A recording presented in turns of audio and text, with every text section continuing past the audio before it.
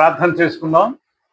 మహోన్నతుడు, సర్వోన్నతుడు, సకల సృష్టికి ఆధారభూతుడై నడిపిస్తున్నటువంటి తండ్రి, సకల జ్ఞానములకు మూలాధారమైనటువంటి వాడ, ఈ దినాన ప్రభా నాయన ఇక్కడ కూడి సహోదరులందరూ కూడా గొప్ప సబ్జెక్ట్ గురించి కూడి ఉండగా ప్రభా నాయన మీరు మా మధ్యలో ఉండండి.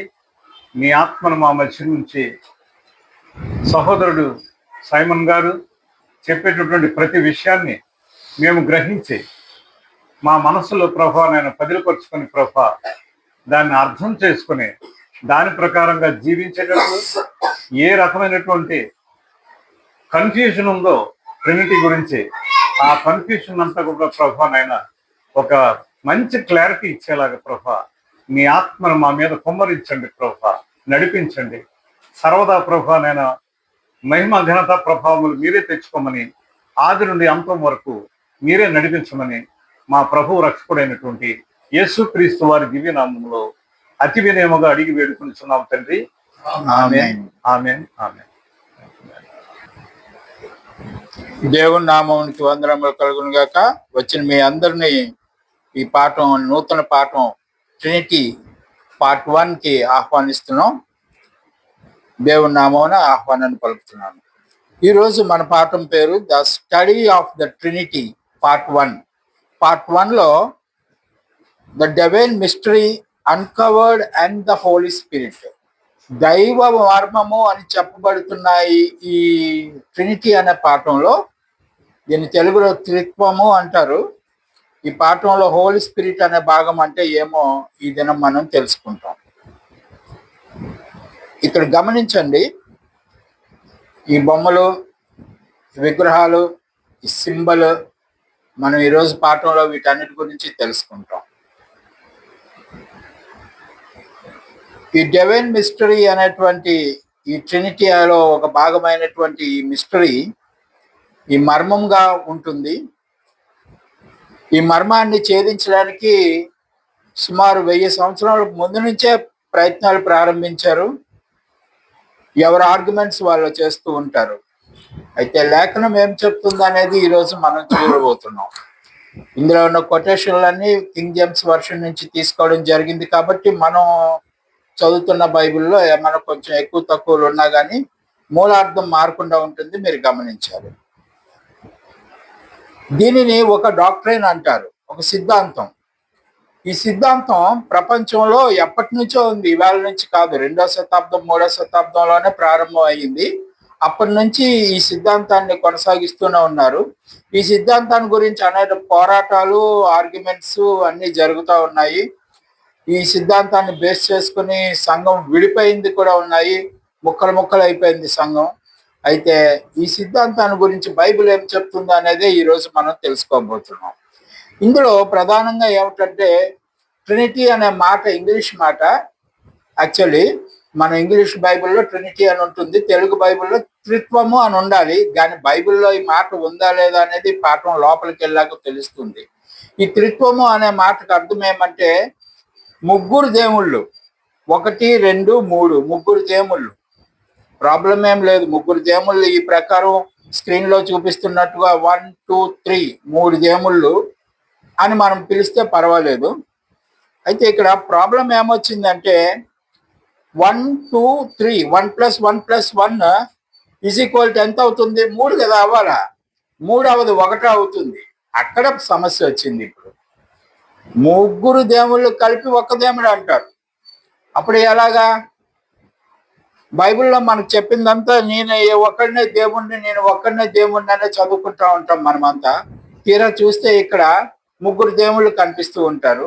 ముగ్గురు దేవుళ్ళు కలిపి ఒక దేవుడు అంటారు. అది ఇబ్బందికరమైన విషయం. ముగ్గురు దేవుళ్ళు ఉన్నారంటే ఓకే, ముగ్గురు దేవుడు, 3 కోట్ల మంది దేవతలు ఉన్నారు మనకి. వాళ్ళంతమంది ఉండినప్పుడు మనకు ముగ్గురు ఉంటే సమస్య ఉందని మనం అంగీకరించవచ్చు. కానీ ఇక్కడ ముగ్గురు కలిపి ఒకటే అనేటప్పటికే సమస్య ప్రారంభం అవుతుంది. దీని గురించి కొంచెం డీటెయిల్డ్గా వెళ్ళాలంటే అపోస్తల కార్యం 17వ అధ్యాయం 22, 23 వచనాల్లోకి వెళ్దాం. 17వ అధ్యాయం 22, 23లో గ్రీక్ దేశంలో చదవండి. అరేయుపగు మధ్య నిలిచి చెప్పినదేమనగా, ఏజెన్సీ వారులారా, ఆ, మీరు సమస్త విషయములలో అతి దేవతా భక్తి గలవారై ఉన్నట్లు నాకు కనబడుచున్నది. ఆ, నేను సంచరించుచు మీ దేవతా ప్రతిమలను చూచుచుండగా ఆ, ఒక బలిపీఠము నాకు కనబడెను. ఓకే. దాని మీద తెలియబడని దేవునికి అని వ్రాయబడి ఉన్నది. ఆ, కాబట్టి మీరు తెలియక దేని యందు భక్తి కలిగి ఉన్నారో ఆ, దానినే నేను మీకు ప్రచురపరచుచున్నాను. ఓకే. తెలియబడని దేవుడు అంటే వీళ్ళకి దేవతలన్న దేవుళ్ళన్న చాలా భక్తి ఈ గ్రీకు దేశానికి. ఆ తెలిసిన దేవుళ్ళందరికీ బొమ్మలో విగ్రహాలు ఏయో తయారు చేశారు, శిలాపలకాలు తయారు చేశారు. ఒకవేళ అందరూ చేసేసాం కదా, ఇంకెవడైనా మిగిలిపోయాడేమో, ఆ మిగిలిపోయిన దేవుడు మనకేం శాపం పెట్టేస్తాడో అన్న భయంతో ఒక శిలాపలకమో ఏదో చేసి దాని మీద తెలియబడని దేవుడు అని రాశారంట. ఈ తెలియబడని దేవుడు అని రాసినప్పుడు ఆ దేవుడు ఎవరో వీళ్ళకి తెలియదు, అయినప్పటికీ ఆయన్ని కూడా మేము రెస్పెక్ట్ ఇస్తున్నాము అని చెప్పి చెప్పుకోవడానికి అది చేశారనమాట. ఇప్పుడు ఈయనేమంటాడు పౌలు గారు అక్కడికి వెళ్ళి, ఆ తెలియబడని దేవుడి గురించే నేను మాట్లాడుతున్నాను అంటే మీకు తెలియని దేవుడు అని చెప్తున్నాడు అక్కడ. ఓకే, అయితే ఇక్కడ నేను చెప్పేది ఏమంటే అన్ని సమస్తము మీకు వెల్లడి చేయబడి ఉన్నాయి, మీకు తెలియకుండా నేనేమి దాచలేదని ఇంకొక వాక్యం ఉంది మన బైబిల్లో. మరి అలాంటప్పుడు తెలియబడిన దేవుడు ఉండకూడదు కదా మనకి. ఎవరు ఉన్నా అది అన్ని మనకు తెలిసినవై ఉండాలి డెఫినెట్ గా. కాబట్టి ఈ తెలిసిన దేవుడు ఎవరు, తెలియబడిన దేవుడు ఎవరు అనేటువంటిది మనం తెలుసుకోవాలి. ఆల్రెడీ ముగ్గురు దేవుళ్ళు ఉన్నారు, ముగ్గురు దేవుళ్ళలో ఒరిజినల్ దేవుడు ఎవరో మనకు తెలియదు, ముగ్గురు సమానం అని చెప్తా ఉన్నారు. మనం చర్చ్కి వెళ్ళినప్పుడు ఈ విషయం మనకు తేరాలి. కాబట్టి ఈ పాఠంలో నుంచి అలా ముందుకు వెళ్తా ఉందాం. ఈ విషయంలోనే ఇక్కడ మార్టిన్ లూథర్ గారికి కూడా ఒక డౌట్ వచ్చిందట. మార్టిన్ లూథర్ ఏమంటాడంటే, ఈ మాథ్యూ 27:46లో ఒక మాట ఉన్నది కదా, నా దేవా నా దేవా నన్ను ఎందుకో చేయ విడిచితివి అని ఉంటుంది. ముగ్గురు సమానమైన దేవుళ్ళు అయినప్పుడు యేసు ప్రభు వారు ఆయన దేవుడు.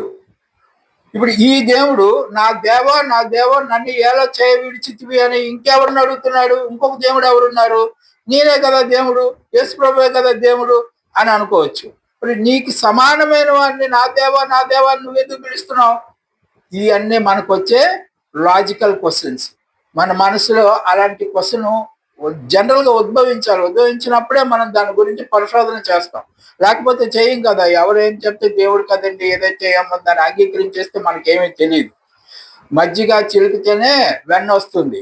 ఆ ప్రకారం ఈయన ఎందుకు ఇలా అంటున్నాడు? మార్టిన్ లూథర్ గారు కూడా ఈ విషయంలో సంశయించారంట. మార్టిన్ లూథరే కాదు, ఐజక్ న్యూటన్ ప్రపంచ మేధావి కదా ఇతను ఐజక్ న్యూటన్ గారు, ఆయనకు కూడా ఇలాంటిదే డౌట్ వచ్చిందంట. కాబట్టి అంత ప్రపంచ మేధావి అని పిలువబడే ఐజక్ న్యూటన్ కి సైతం దీని అంతరార్థం బోధపడలేదంటే ఆలోచించండి ఇది ఎంత లోతైన మర్మం అయి ఉన్నదో. కాబట్టి ఇప్పుడు గొప్ప గొప్ప సేవకుల దగ్గరికి మనం వెళ్ళి ట్రినిటీ గురించి, ఈ తండ్రి కుమారుడు పరిశుద్ధాత్మ అని చెప్తున్న ఈ ముగ్గురు ఒకటే అంటున్నారు కదండి, ఇది ఎలాగండి అని మనం అడిగితే వాళ్ళు అంటారు ఇదంతా దైవ మర్మం అండి, డివైన్ మిస్టరీ, దైవ మర్మం అండి, అది మనం తెలుసుకోవడానికి వీలు పడదు, అది అంతే ఉంటుంది అని చెప్పేసి. అది అంతే ఉంటుందా? అంతే ఉంటే ఎలాగవుతుంది? ఏదో ఒకటి తేలాలి కదా. అంతే ఉంటే నేను అంగీకరించలేను. నేను ఎక్కడి నుంచి వచ్చాను? చాలా మంది దేవుళ్ళను మొక్కే అందులో నుంచి ఇందులోకి వచ్చాను. ఇక్కడికి వచ్చినప్పుడు ఒక్కడే దేవుడు అని చెప్పారని ఇక్కడికి వచ్చాను. ఇక్కడ వచ్చినప్పుడు మళ్ళీ ముగ్గురు దేవుళ్ళు అని చెప్తున్నారు మీరు. కాబట్టి క్లారిటీ ఉండాలి మీరు ఏం చెప్తున్నారు దాంట్లో. కాబట్టి ఈ క్లారిటీ మనకి మన సంఘాల్లో ఎక్కడ దొరకదు, గమనించండి. యోహాను 20:22 ఒక మాట ఉంటుంది. ఆయన ఈ మాట చెప్పి వారి మీద ఊది పరిశుద్ధాత్మను పొందుడి అని చెప్పాడు కదా. మీరు వచనం చదివినప్పుడు కొటేషన్ చెప్పి ఆల్రెడీ చెప్పారు కదా, మళ్ళీ మీరు కూడా చెప్పండి. సరే, ఓకే. ఏమంటాడంటే ముగ్గురు దేవుళ్ళు కదా, ముగ్గురు సమానమైన వ్యక్తులు, తండ్రి కుమారుడు పరిశుద్ధాత్మ. ఇప్పుడు కుమారుడు శిష్యుల మీదకి వెళ్ళి ఉప్పు అని ఊదారంట. ఊదితే పరిశుద్ధాత్మ పూర్ణులు అయ్యారు వాళ్ళందరూ. అంటే ఒక వ్యక్తి ఎదుటి వ్యక్తిలోకి ఇన్సర్ట్ అయిపోయాడు. అది ఎలా సాధ్యము అవుతుందా? అలాగా ఒక వ్యక్తి, పరిశుద్ధాత్మ అనేది ఒక వ్యక్తి అని మనం భావిస్తున్నాము. యేసుప్రభు ఒక వ్యక్తి, యేసుప్రభు వాళ్ళ నాన్నగారు తండ్రి అయిన దేవుడు, ఆయన ఒక వ్యక్తి. ఈ ముగ్గురు వ్యక్తుల్లో మధ్యలో ఉన్న వ్యక్తి అంటే యేసుప్రభు వారు తన శిష్యుల మీద ఉప్పు గాలి ఊదారంట. గాలి ఊదితే పరిశుద్ధాత్మ వాళ్ళ మీదకి వచ్చింది. అంటే ఇంకొక వ్యక్తి వచ్చి మీరు ఎలాగవుతుంది? అది మెర్జ్ అయిపోతాడా? ఒక మనిషిలో ఇంకొక మనిషి మెర్జ్ ఎట్లా అవుతాడు? అర్థం ఉండాలి కదా మాట్లాడేదానికి. అని మనకి ఇప్పుడు అనిపిస్తుంది. కానీ అక్కడ అలా ఉన్నది కదా, మరి అలా ఉన్నది ఎలాగ అంగీకరించాలో మనం తర్వాత చూద్దాం. లూకా 12:10 అనే అక్కడ ఒకటి చూడండి. లూకా 12:10 చదవండి సార్. లోక 12:10 మనుష్య కుమారుని మీద వ్యతిరేకముగా ఒక మాట పలుకువానికి పాప క్షమాపణ కలుగును గాని పరిశుద్ధాత్మను దూషించు వానికి క్షమాపణ లేదు. ఇది చూడండి, ఇప్పుడు మనిషి కుమారుడు అంటే యేసు ప్రభు మీ అందరికి తెలుసు. మనిషి కుమారుని తిడితే పర్వాలేదంట, పరిశుద్ధాత్మని తిడితే నువ్వు శాపగ్రస్తుడు అయిపోతావు. ఏం రాశారు? శాపగ్రస్తుడు. పాప క్షమాపణ కలుగు. పాప క్షమాపణ లేదు నీకు, పరిశుద్ధాత్మని తిడతావు. పరిశుద్ధాత్మ ఇప్పుడు యేసు ప్రభు కన్నా గొప్పవాడు. మనకేం చెప్పారు? ముగ్గురు సమానం అని చెప్పారు. ముగ్గురు సమానమైనప్పుడు పరిశుద్ధాత్మని తిట్టినా యేసుప్రభుని తిట్టినట్టే కదా. యేసుప్రభుని తిడితే తండ్రి అయిన దేవుని తిట్టినట్టే కదా. అది ముగ్గురు సమానం. మరి ఇప్పుడు ఏమైంది? యేసుప్రభుని తిడితే ఏం అవదట, కానీ పరిశుద్ధాత్మని తిడితే మాత్రం నీకు పాప క్షమాపణ లేదని చెప్తా ఉన్నారు. సో చూసారా, మళ్ళీ డిఫరెన్స్ వచ్చింది. కాబట్టి ఇవన్నీ మీరు దృష్టిలో పెట్టుకుని ఓ పెద్ద ఆయన దగ్గరికి వెళ్ళి అడిగాం అనుకోండి, ఆ పెద్ద ఆయన ఏం చెప్తాడు? మన వాళ్ళే పెద్ద ఆయన అంటే బయట ఎవడు కాదు, మన క్రైస్తవులే, బిషప్లు, పాస్టర్లు వీళ్ళు ఉన్నారు కదా, స్కాలర్స్. వీళ్ళ దగ్గరికి వెళ్ళేటప్పటికి వీళ్ళు ఏం చెప్తారు? వాటర్, దానిని ఫ్రిడ్జ్ లో పెడితే ఐస్ ముక్క, దానిని పొయ్యి మీద పెడితే స్టీమ్ ఆవిరైపోతుంది. మూడు వాటరే కదా, అలాగే చెప్తారు ఒక స్టోరీ. నీరు, ఐస్, ఆవిరి. ఇంకొక దగ్గరికి వెళ్తే కోడిగుడ్డు చెప్తాడు. పెంకు, లోపల తెల్ల సొన, ఆ లోపల పచ్చ సొన, మూడు కలిపి కోడిగుడ్డు. ఈ స్టోరీ చెప్తారు. ఇండియాలో ఇవే ఎక్కువ చెప్తా ఉంటారు. ఇంకొకటి కూడా కొత్తగా సైకిల్ అంట. ముందు చక్రం ఒకటి, వెనక చక్రం ఒకటి, ఆ రెండు చక్రాలని నడిపేది క్రాంక్ వీల్ అని ఉంటుంది. మధ్యలో తొక్కుతాం కదా మనం, మూడు చక్రాలు కలిపి ఒకటే సైకిల్. ఇది స్టోరీ చెప్తారు. ఇక నాకు తెలీదు, ఇది ఒక ఐస్ క్రీమ్ ఉందంట, క్యాసెట్ ఐస్ క్రీమ్ అని. ఇది 3 ఫ్లేవర్స్ లో ఉంటుందంట. ఇది తింటా ఉంటే 3 ఫ్లేవర్స్ వస్తూ ఉంటాయి అన్నమాట. ఆ 3 కలిపి ఒకటే ఐస్ క్రీమ్. కాబట్టి ఈ స్టోరీలన్నీ చెప్తారు. తండ్రి కుమారు పరిశుద్ధాత్మ గురించి చెప్పండి బాబు అంటే ఈ స్టోరీలన్నీ చెప్తా ఉంటారు. కానీ ఒకటి గమనించండి, ఈ స్టోరీలు ఏవి కూడా బైబిల్లో ఉండవు, మన మనసులో ఉంటాయి. అది చెప్పేవాడు మనకు అర్థం చేసి చెప్పడానికి ఆ స్టోరీ చెప్తా ఉంటాడు. అది బైబిల్లో ఎక్కడా ఉండవు. ఈ బైబిల్లో లేని ఇలిస్ట్రేషన్స్ తీసుకొచ్చి మనకు చెప్తా ఉంటారు. అది నమ్మమని చెప్తారు. కాబట్టి ఇది మనకు నమ్మడానికి లేదు. అయితే బైబిల్లో యేసు ప్రభు వారు సుమారుగా 39 పారబుల్స్ చెప్తారు, అంటే ఉపమానాలు 39 ఉన్నాయి సుమారుగా. ఈ 39 పారబుల్స్, చాలా పారబుల్స్ లో ఈ తండ్రి, కుమార, పరిశుద్ధాత్మల గురించి క్లారిటీతో చెప్పారు. మనం స్టడీ చేయకపోవడం వల్ల మనకు తెలియలేదు అంతే. ఇక మన హౌ టు స్టడీ బైబిల్ అనే పాఠంలో నేర్చుకున్నాం కదా, బైబిల్లో వెతికితే ప్రతిదానికి దాని లింకులు దొరుకుతాయి అని రాసి ఉంటుంది. యెషయా 34:16 యెహోవా గ్రంథమును పరిశీలించి చదువుగా ఆ జంతువులలో ఏది ఉండదు. జంతువులు అంటే జంతువులు కాదండి, దేవుని వాక్యాలు అవి. దేని జతపక్షి దాని యొద్ద ఉండక దేని లింక్ దానికి ఉంటుంది. నా నోట నుండి వచ్చిన ఆజ్ఞ ఇదే, ఆయన నోటి ఊపిరి వాటిని పోగు చేయను. అది ఆయన నోటి ఊపిరి అంటే ఆయన శక్తి వాటిని పోగు చేయను. అలాగా ఆయన శక్తి లేకుండా మనం ఎతుకుతున్నాం కాబట్టి ఇది వేరు అది వేరు అది వేరు అయిపోయి లాస్ట్ కోడి గుడ్డు దగ్గరికి, సైకిల్ దగ్గరికి, క్యాసెట్ ఐస్ క్రీమ్ దగ్గరికి వచ్చాం. కానీ ఆయన శక్తితో మనం వెతికినప్పుడు బైబిల్లో దేని లింక్ దానికి దొరుకుతూ ఉంటుంది. మనం ఇప్పుడు చూస్తాం. అది ఎలాగా స్టడీ చేయాలంటే ట్రినిటీ గురించి బైబిల్లో ఏమైనా ఉందా అని స్టడీ చేయాలి. కాబట్టి మీ అందరి దగ్గర సెల్ ఫోన్లు, ట్యాబ్లు ఉంటాయి కదా, అందులో సెర్చ్లో కొట్టండి, ట్రినిటీ అని కొట్టండి, వస్తుందేమో చూడండి. లేకపోతే తెలుగులో త్రిత్వము అని కొట్టండి, సెర్చ్ చేసి చూడండి. ఒక 30 సెకండ్లు సెర్చ్ చేస్తే వస్తుందా? ట్రై చేస్తున్నారా ఎవరైనా? మీరు గూగుల్లోకి వెళ్ళి వెతకడం కాదు, బైబిల్లో వెతకాలి. మీ ఫోన్స్లో ఉన్న బైబిల్ ఉంటుంది కదా, అందులో వెతికితే ఎక్కడా ఆ మాట ఉండదు, లేదని వస్తుంది. ఎక్కడ లేనప్పుడు అదే మాట మీద ఆధారపడి వేల సంవత్సరాలుగా పొట్లాట్లు జరుగుతూ ఉన్నాయి. ఎందుకు జరుగుతూ ఉన్నాయి? ఆర్గ్యుమెంట్స్ జరుగుతూ ఉన్నాయి. డివిజన్స్ అయిపోయింది క్రిస్టియానిటీ, ముక్కలు ముక్కలు అయిపోయింది ఈ సిద్ధాంతాన్ని పట్టుకొని. ఈ సిద్ధాంతం ఉందా బైబిల్లో అంటే ఎక్కడ ఒక్క మాట కూడా మీకు బైబిల్లో దొరకదు. కానీ దానికి సమానమైన వాక్యాలు అని చెప్పి మనకు చెప్తా ఉంటారు పాస్టర్ల వాళ్ళు. చూద్దాం, దానికి ఎక్కడ లేదని మీకు కన్ఫర్మ్ అయింది కదా, బైబిల్లో ఉండదు ఆ మాట. Not found in the Bible. Okay, 4 సువార్తల్లో ఉండదు, ఇంకెక్కడ ఉండదు. బైబిల్ మొదటి నుంచి చివరి వరకు మీరు తీసుకున్న ఈవెన్ ప్రకటన గ్రంథంలో కూడా ఉండదు.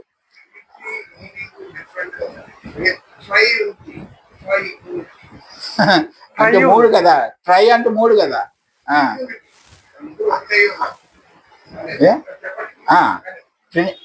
ఆ మాట త్రిత్వము అని ఉంటుందా పోనీ తెలుగు బైబిల్? అది కూడా ఉండదు కదా. అయితే ఉంటుందా? ఎక్కడెక్కడ ఉంటుందంటే మన పాఠాల పుస్తకాల్లో ఉంటుంది, మన పద్యాలు ఉంటాయి కదా, కవితలు రాస్తాం కదా, అందులో ఉంటుంది. మన సిద్ధాంతాలు ఉంటాయి, క్రీడ్స్ అంటారు, దాని తెలుగు మాట ఏమంటారు, విశ్వాస ప్రమాణాలు ఉంటాయి కదా, వాటిలో ట్రినిటీ ఉంటుంది. మన ప్రార్థనల్లో ట్రినిటీ ఉంటుంది, మన అయ్యగారు చేసే ప్రసంగాల్లో కూడా ట్రినిటీ ఉంటుంది. బైబిల్లో మాత్రం ఉండదు, గమనించండి. ఇంతే కాక మనం క్యాథలిక్ చర్చెస్లోకి అక్కడికి వెళ్తే పెయింటింగ్స్ ఉంటాయి, బొమ్మలు ఉంటాయి, ట్రినిటీవి అక్కడ కూడా ఉంటాయి. అది చూద్దాం. అయితే ఈ పెయింటింగ్స్ లోను బొమ్మల్లోనూ మీరు ఏం చూస్తారంటే, ఒకసారి చూపిస్తాను చూడండి. ఇగో ఇవి ఉన్నాయా?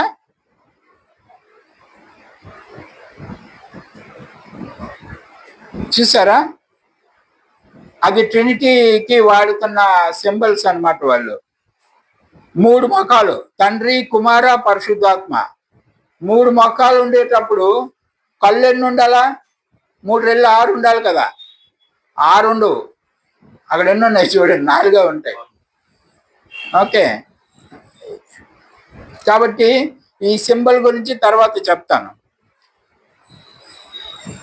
కాబట్టి ట్రినిటీ అనేది ఈ ఎక్కడా కనిపించదు.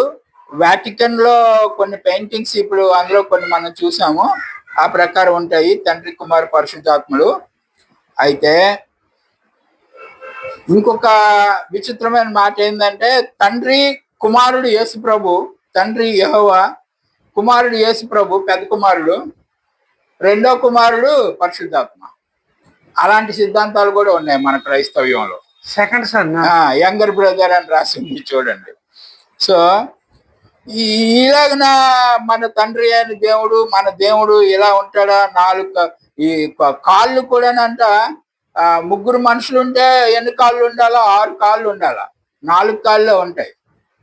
సెంటర్లో కూర్చున్నాయనికి కరెక్ట్ గా కాళ్ళు ఉంటాయి. ఈ పక్క కూర్చున్నాయనికి 1 కాలు, ఈ పక్క కూర్చున్నాయనికి 1 కాలు పెడితే మొత్తం 4 కాళ్ళే.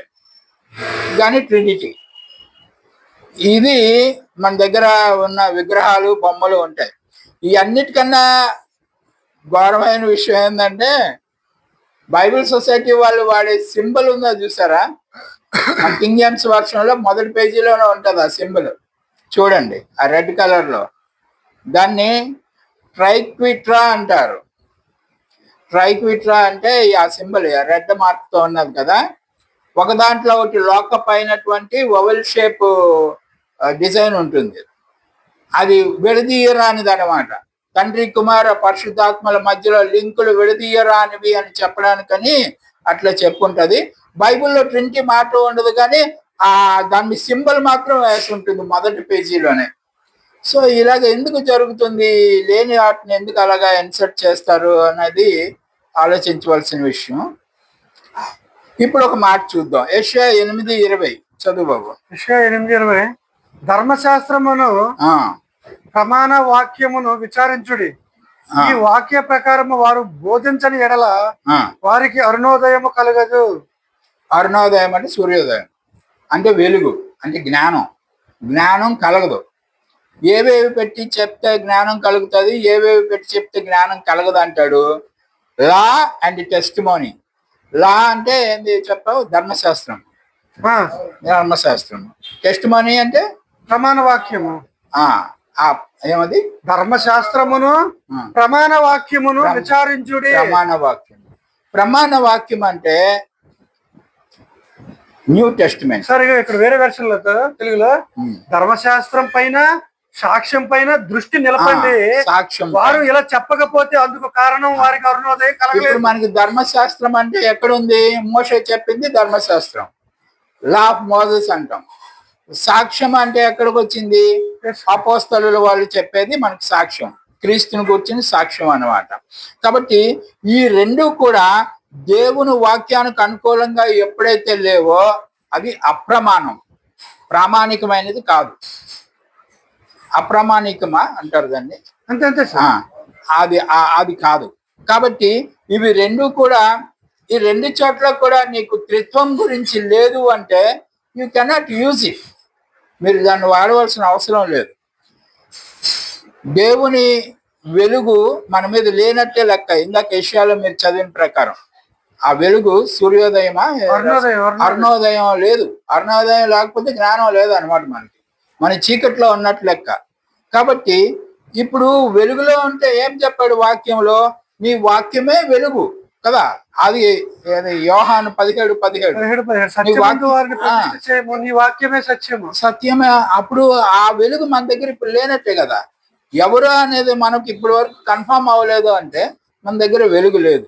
కాబట్టి వాక్యంలోనే చూడాలండి వెలుగు. మళ్ళీ వాళ్ళ దగ్గరికి వీళ్ళ దగ్గరికి వెళ్తే వాళ్ళు రకరకాల మాటలు చెప్తా ఉంటారు. ఒకసారి చూద్దాం, మనం ట్రై చేద్దాం. ట్రినిటీ ఉందా అనే భావనతోనే మనం వాక్యాలను పరిశోధిద్దాం. ముందు 2 కొరింథీ 13:14 2 కొరింథీ 13:14 ప్రభు అయిన యేసుక్రీస్తు కృపయు దేవుని ప్రేమయు పరిశుద్ధాత్మ సహవాసమును మీకు అందరికి తోడై ఉండును గాక. 3 ఉన్నాయి చూసారా. ఇది మన పాస్టర్లు ఆశీర్వాదించినప్పుడు చెప్తారు ఈ మాట. బెనడిక్షన్ ఇస్తారు. బెనడిక్షన్ ఇచ్చినప్పుడు ఈ మాట వాడతారు. దీనిని బట్టి త్రిత్వం ఉంది అని మీరు నమ్మడానికి అవ్వదు. ఎందుకంటే త్రిత్వం అంటే ఏంటంటే 3 దేవుళ్ళు, 3 కలిపి ఒకటే దేవుడు. అది ట్రినిటీ అంటే. 3 ఉన్నారని చెప్తే తప్పు కాదు. 3 కలిపి ఒకటే అని చెప్పేటప్పుడు మనం దెబ్బైపోతున్నాం. అక్కడ మనం ఆలోచించవలసిన విషయం ఉంది. కాబట్టి ఇది మనం ప్రామాణికంగా తీసుకోవడానికి అవ్వదు ఈ వాక్యం. ఇంకొక వాక్యం మనం చూద్దామండి. మత్తయి 28:19 అదే బాప్టిజం చూడండి. కాబట్టి మీరు వెళ్ళి సమస్త జనులను శిష్యులుగా చేయుడి, తండ్రి యొక్కయు కుమారుని యొక్కయు పరిశుద్ధాత్మ యొక్కయు నామమున వారికి బాప్తిస్మం ఇచ్చుచు. అంటే ఆ అధికారంలో బాప్తిస్మం, నామములో అనేటప్పుడు అధికారంలో. నేను కలెక్టర్ గారి ఆదేశం మేరకు ఈ కిరాణా కొట్టు ఇక్కడ ఉండడానికి వీలు లేదా అని ఎవడో వచ్చి చెప్తాడు. కానీ ఆడు చెప్పినాడు కలెక్టర్ కాదు. కలెక్టర్ గారి ఆదేశంతో వీడు మాట్లాడుతున్నాడు. అలాగా మనం బాప్టిజం ఇచ్చేటప్పుడు ఈ 3 పేర్లు వాళ్ళ అథారిటీతో మనం బాప్టిజం ఇస్తామని చెప్పడానికి ఆ మాట చెప్పారు. ఇది మత్తయి 28:19. మరి వీళ్ళ శిష్యులు ఉన్నారు కదా, యేసు ప్రభు వారి శిష్యులు, వాళ్ళు బాప్టిజాలు ఇచ్చారు. ఇక్కడ చూడండి, వాళ్ళు ఇచ్చినప్పుడు ఎవరు కూడా ఈ 3 పేర్లతో బాప్టిజం అవ్వలేదు. తండ్రి యొక్కయో కుమారు యొక్కయో పరిశుద్ధాత్మ యొక్కయో నామమున నిన్ను బాప్టిజం ఇస్తాను అని ఎవరు చెప్పలేదు. ఇప్పుడు చూడండి ఒకసారి, మరి నా మాట ఎందుకు 2:38 అపోస్తలుల కార్యాలు 2:38 మీరు మారు మనసు పొంది పాప క్షమాపణ నిమిత్తము ప్రతివాడు యేసుక్రీస్తు నామమున బాప్తిస్మము పొందుడే. అంతే. మరి 3 చెప్పారు కదా, ఒక్కడి పేరు మీద చెప్పాడండి ఈయన. ఓకే, 10:48 చూడు. పోనీ అక్కడ ఉందేమో 3 పేర్లు.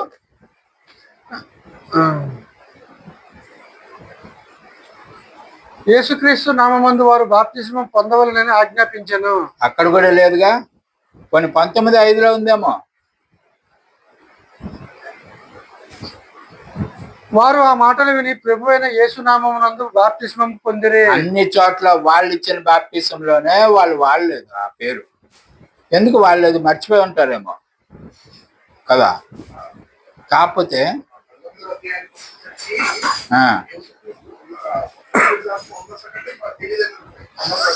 అందుకనే అంటున్నాను.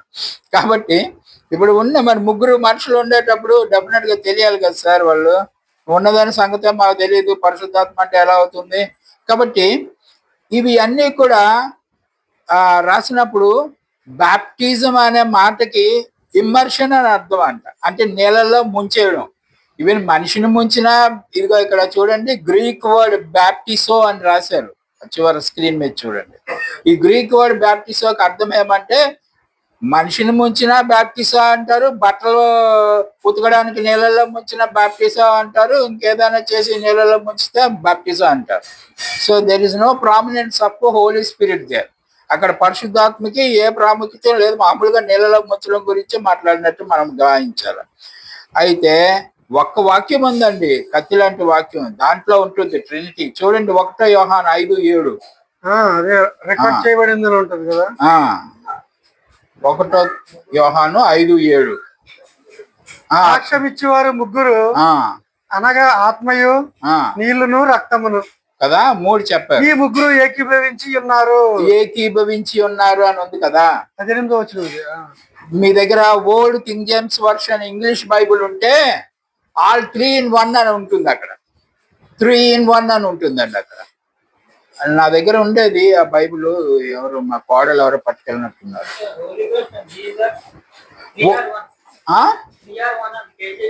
కేజీబీలో ఉంటుంది, ఆల్ 3 or 1 అని ఉంటుంది అది. ఓకే, కాబట్టి దీనిని బట్టి మనకి ముగ్గురు దేవుళ్ళు ఒకటే అని నమ్మొచ్చు, అవునా కాదా? నమ్మొచ్చు. కానీ ఇక్కడ ప్రాబ్లం ఏమైందంటే కాలానుగుణంలో మనకి నాలెడ్జ్ పెరుగుతూ ఉన్నది కదా. యాన్షంట్ మ్యానుస్క్రిప్ట్స్ అన్ని పరిశోధన చేయడం అవన్నీ జరిగింది.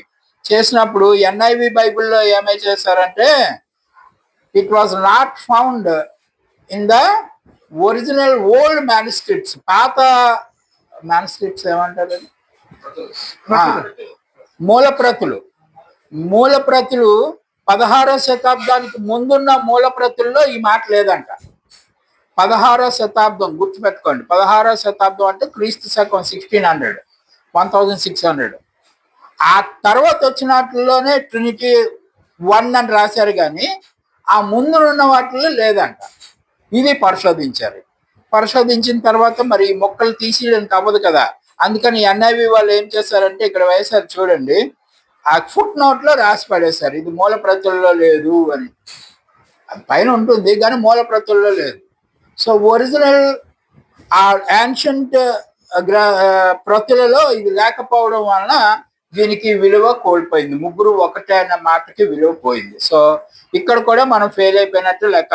1 యోహాను 5:7 కూడా ఫెయిల్ అయిపోయింది. ఓకే, కాబట్టి బైబిల్లో ఎక్కడ లేదని, అందుకే ఇందాక మీకు సెర్చ్ లో కొడితే అలా వచ్చింది, బైబిల్లో ట్రినిటీ అన్న మాట ఎక్కడ ఉండదని. అయితే ఈ మాట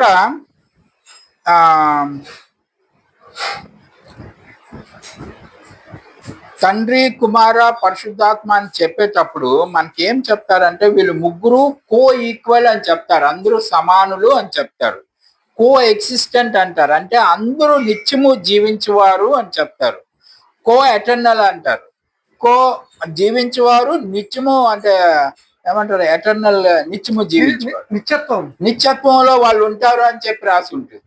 కాబట్టి ఈ అన్నీ కూడా మనకి చెప్పడమే కానీ లేఖనాల్లో ఉండవు. కాబట్టి తండ్రి గురించి క్లియర్ గా మనకు బైబిల్ అర్థం చేసి చెప్తుంది. కుమారుని గురించి కూడా క్లియర్ గానే యోహాను సువార్తలో గట్రా చదివారంటే మీకు తెలిసిపోతుంది. పరిశుద్ధాత్మ గురించి ముందు మనకు కొంచెం డౌట్ ఉన్నది కాబట్టి ముందు పరిశుద్ధాత్మ ఏంటో తెలియచేసుకుందాం మనం లేఖనాలతో. తెలుసుకున్న తర్వాత మనం 2-3 క్లాసుల్లో మిగతా 2 చూద్దాం. ఇప్పుడు పరిశుద్ధాత్మ గురించి చూద్దాం. పరిశుద్ధాత్మ అనేది ఒక వ్యక్తి అని మన భావన. ఇప్పటి వరకు ఈ పాఠం అయ్యాక మీ భావన ఎలా ఉంటుందో మీరు తెలుసుకుందరు. కానీ ఇక్కడ బెన్నీహీన్ అని ఒక ఆయన మీకు తెలిసే ఉంటుంది, చచ్చిపోయిన వాళ్ళని కూడా లేపేస్తా ఉంటాడు, టీవీలో వస్తాడు చూడండి. ఇతను స్టేజ్ మీదకి రాగానే గుడ్ మార్నింగ్ హోలీ స్పిరిట్ అంటాడంట. అంటే పరిశుద్ధాత్మ ఏదో ఇతని దగ్గరికి వచ్చేసినట్టుగా ఈయనకి మాత్రమే కనబడుతుంది, గుడ్ మార్నింగ్ చెప్పి పని ప్రారంభిస్తాడు. ఇలాంటివన్నీ చేస్తూ ఉంటారు. అప్పుడు ఆ వినేవాళ్ళు, ఆడియన్స్ లో ఉన్న వాళ్ళు, ప్రేక్షకుల్లో ఉన్న వాళ్ళు ఏమనుకుంటారు, పరిశుద్ధాత్మ ఒక వ్యక్తి, ఆయన కనబడ్డాడు, మనకు కనబడలేదని మనం చాలా పాపాత్ములమే అనుకుంటారు అనమాట. ఓకే, కాబట్టి ఇప్పుడు పరిశుద్ధాత్మ గురించి తెలుసుకుందాం. యోహాను 17:3 చూద్దాం ఏమంటుంది. 17:3 అద్వితీయ సత్య దేవుడైన నిన్నును అంటే తండ్రి, నీవు పంపిన యేసుక్రీస్తును ఎరుగుటే నిత్య జీవము. అది మేము పరిశుద్ధాత్మనే ఎరుగుట నిత్య జీవం ఎందుకు కాదు? మరి ముగ్గురు సమానమే కదా.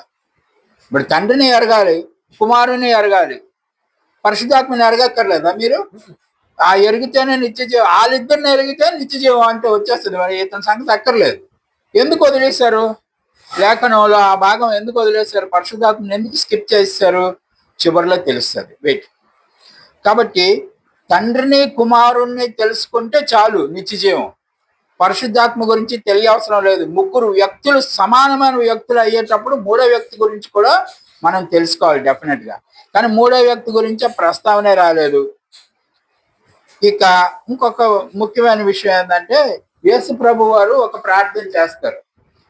యోహాను సువార్త 17వ అధ్యాయంలో సుదీర్ఘమైన ప్రార్థన అది. ఆ బోర్డు అంశాలు స్మరిస్తారు ఆయన. ఆ చెప్పినప్పుడు ఒకసారి కూడా హోలీ స్పిరిట్ ని తట్టలేదు ఆయన. ఆయన ప్రార్థనలో హోలీ స్పిరిట్ అనే మాట రాలేదు, పరిశుద్ధాత్మ మాట రాలేదు. కానీ తండ్రి అనే దేవుని గురించి వచ్చింది. చాలా సార్లు చెప్తాడు చూడండి. 6 సార్లు తండ్రి అనే దేవుణ్ణి రిఫర్ చేస్తాడు ఆయన. 17వ అధ్యాయంలో 1వ వచనం, 15వ వచనం, 11వ వచనం, 21వ వచనం, 25వ వచనం. ఈ అన్ని చోట్ల తండ్రి అయిన దేవుణ్ణి రిఫర్ చేస్తాడు. ఒక 2 చదవండి చాలు. 17:1 అండి. 1 చదువు. యేసు ఈ మాటలు చెప్పి ఆకాశం వైపు కన్నులెత్తి ఇట్లా నేను తండ్రి నా గడియ వచ్చుచున్నది. చాలు. తండ్రి నా గడియ వచ్చుచున్నది. He was referred father. ఇప్పుడు ఈక్వల్ ర్యాంక్ లో పరిశుద్ధాత్మ కూడా ఉంటే పాపం అతను కూడా రిఫర్ చేయాలి కదా, మనోడు చేయలేదు ప్రభువారు. 5వ వచనం చూడు. తండ్రి లోకము పుట్టక మునుపు నీ యొద్ద నాకు మహిమ ఉండెను. తండ్రి లోకం పుట్టక మునుపు నీ వద్ద నేను ఉండినప్పుడు అన్నమాట మహిమ ఉన్నది. మరి నా పక్కన పరిశుద్ధాత్మ కూడా ఉంటే పరిశుద్ధాత్మ నీ దగ్గర నేను ఉన్నప్పుడు అని చెప్పాలి కదా. ఆ మహిమతో నన్ను ఇప్పుడు నీ యొద్ద మహిమపరచు. That means there is no 3 persons, only 2 persons. తండ్రి కుమారుడే మాట్లాడుకున్నారు. మిగతా వాక్యాలు కూడా అట్లా ఉంటాయి. సమయాభావం వల్ల మనం వెళ్ళట్లేదు. అవన్నీ చూడండి కావాలంటే. కాబట్టి ఇక్కడ కూడా 6 సార్లు తండ్రినే ప్రస్తావించాడు కానీ ప్రభువారు పరిశుద్ధాత్మని ప్రస్తావించలేదు. ఎందుకు ప్రస్తావించలేదు తర్వాత తెలుస్తుంది. లూకా 24:49లో ఇదిగో నా తండ్రి వాగ్దానము చేసినది మీ మీదకి పంపుచున్నాను. అక్కడ ఆగు ఒకసారి. నా తండ్రి వాగ్దానం చేసినది మీ మీదకి పంపుతున్నారు. మీరందరూ ఎవరి బిడ్డలు? నా బిడ్డలా, మా నాన్న బిడ్డలా? మన తండ్రి బిడ్డలు మీరందరూ. తండ్రి యొక్క బిడ్డలు సంఘం అంతా. తండ్రి మీకు వాగ్దానం చేసింది మీ వద్దకి పంపుతున్నాడు. ఈయన ఇస్తున్నారు. పెట్టండి, చదవండి. మీ మీదకి పంపుతున్నాను. మీరు పైనుండి శక్తి పొందు వరకు పట్టణంలో నిలిచి ఉండు అని వారితో చెప్పారు. యెరూషలేములో ఉండండి అంటున్నాడు.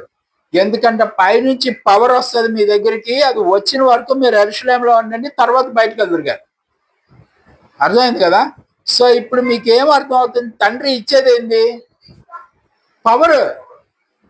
ఆయన దగ్గర నుంచి శక్తి మీ దగ్గరకు వస్తుంది. అప్పుడు వరకు యెరూషలేములోనే ఉండండి, తర్వాత మీరు బయటకు వెళ్దురుగారు అని ప్రభు వారు చెప్తున్నారు స్వయంగా. మరి మీరు నమ్మాలి సచ్చినట్టు. ఎందుకంటే చెప్పేది యేసు ప్రభు. పునరుద్ధానుడైన యేసు ప్రభు చెప్తున్నారు. చూసారా? కాబట్టి సో దీని ప్రకారం పరిశుద్ధాత్మ అనేది ఇట్స్ ఎ పవర్, శక్తి.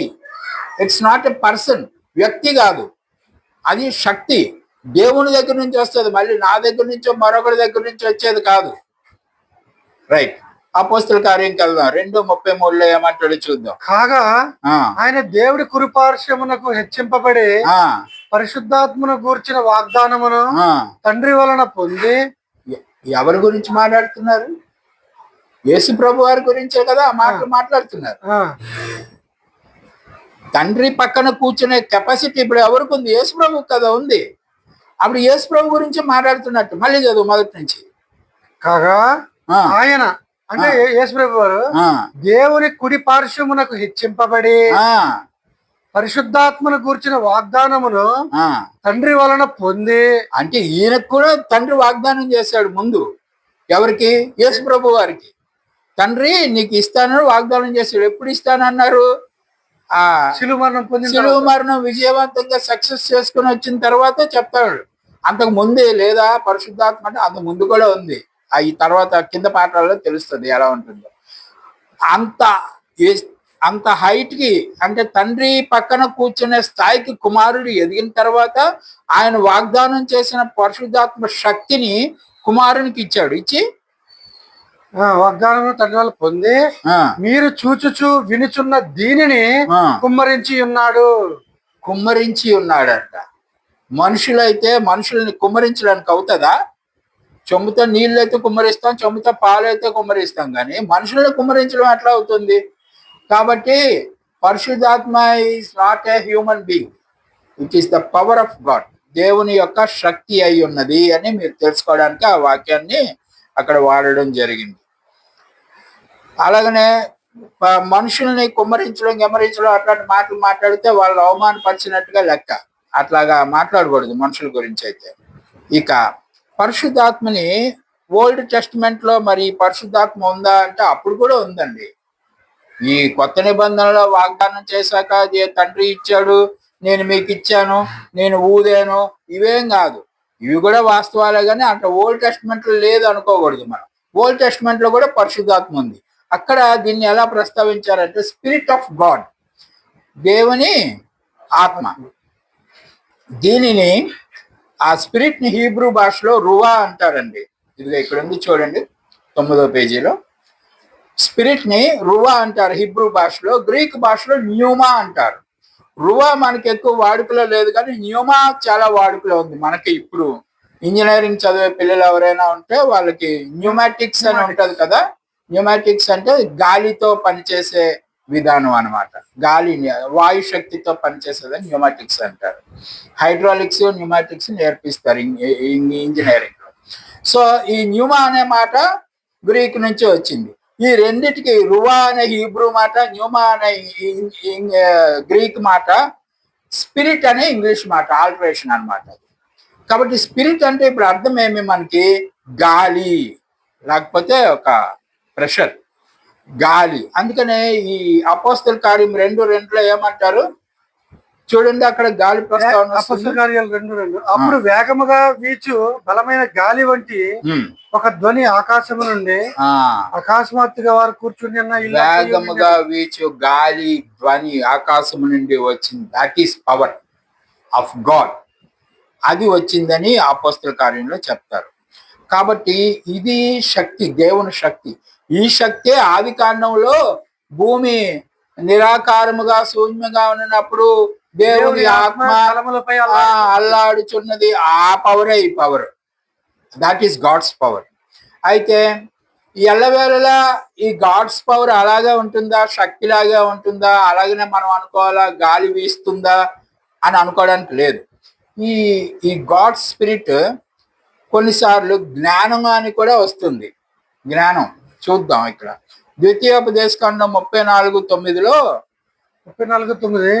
మోషే తన చేతులను నూను కుమారుడైన యెహోషువ మీద పెట్టాడు, ఉంచి ఉండెను గనుక అతడు జ్ఞానాత్మ పూర్ణుడాయను. జ్ఞాన ఆత్మ పూర్ణుడాయను. ఎక్కడి నుంచి వచ్చింది మోషేకి పవరు? పైనుంచి దేవుడు ఇస్తున్నాడు. చెయ్యి అయితే ఇతను పెట్టాడు, కానీ ఈయన దగ్గర నుంచి కాదు. ఈయన ఓన్లీ ఛానల్ కింద వాడుకున్నారు. దేవుని శక్తి యెహోషువ మీదకి వచ్చింది ఈయన చేతులు పెట్టినప్పుడు. కాబట్టి దాన్ని ఏమన్నారు? జ్ఞానాత్మ. ఇంకా ముందు నీటి మీద అల్లాడే ఆత్మ వేరు. అదే శక్తి ఇక్కడ ఆ మనిషికి జ్ఞానం రూపంలో వచ్చింది.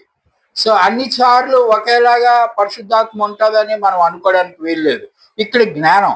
ఇంకొక దగ్గర చూసారా, ఈ న్యాయాధిపతులు 14:6, 16, 2, 3 ఏముంటుందంటే, మీ అందరికి తెలిసిన స్టోరీ, అందుకే చదవట్లేదు, పెద్ద వచనాలు ఉన్నాయి కదా.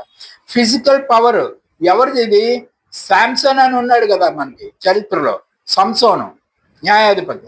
సంసోన్ ఏమేమి చేశాడో మీ అందరికీ తెలుసు. సింహాలను చంపేస్తాడు, మనుషులను చంపేస్తాడు, గాడిద ఎముక తీసుకుని 1000 మందిని ఏమో చంపేస్తాడు, బీభత్సం చేస్తాడు. చివరిలో 2 స్తంభాలు తోసేసి 3 మందిని చంపేస్తాడు. ఎక్కడి నుంచి వచ్చింది? మామూలు మనలాంటి మనిషే కదా, ఎంత గొప్ప బాడీ బిల్డర్ అయినా కానీ అంతలాగా చంపేయడం అవ్వదు కదా. ఒక చిన్న ఎముకతో 1000 మందినో ఎంతమందినో చంపేస్తాడు. అంటే ఎంత స్పీడ్గా అది తిప్పి ఉండాలా.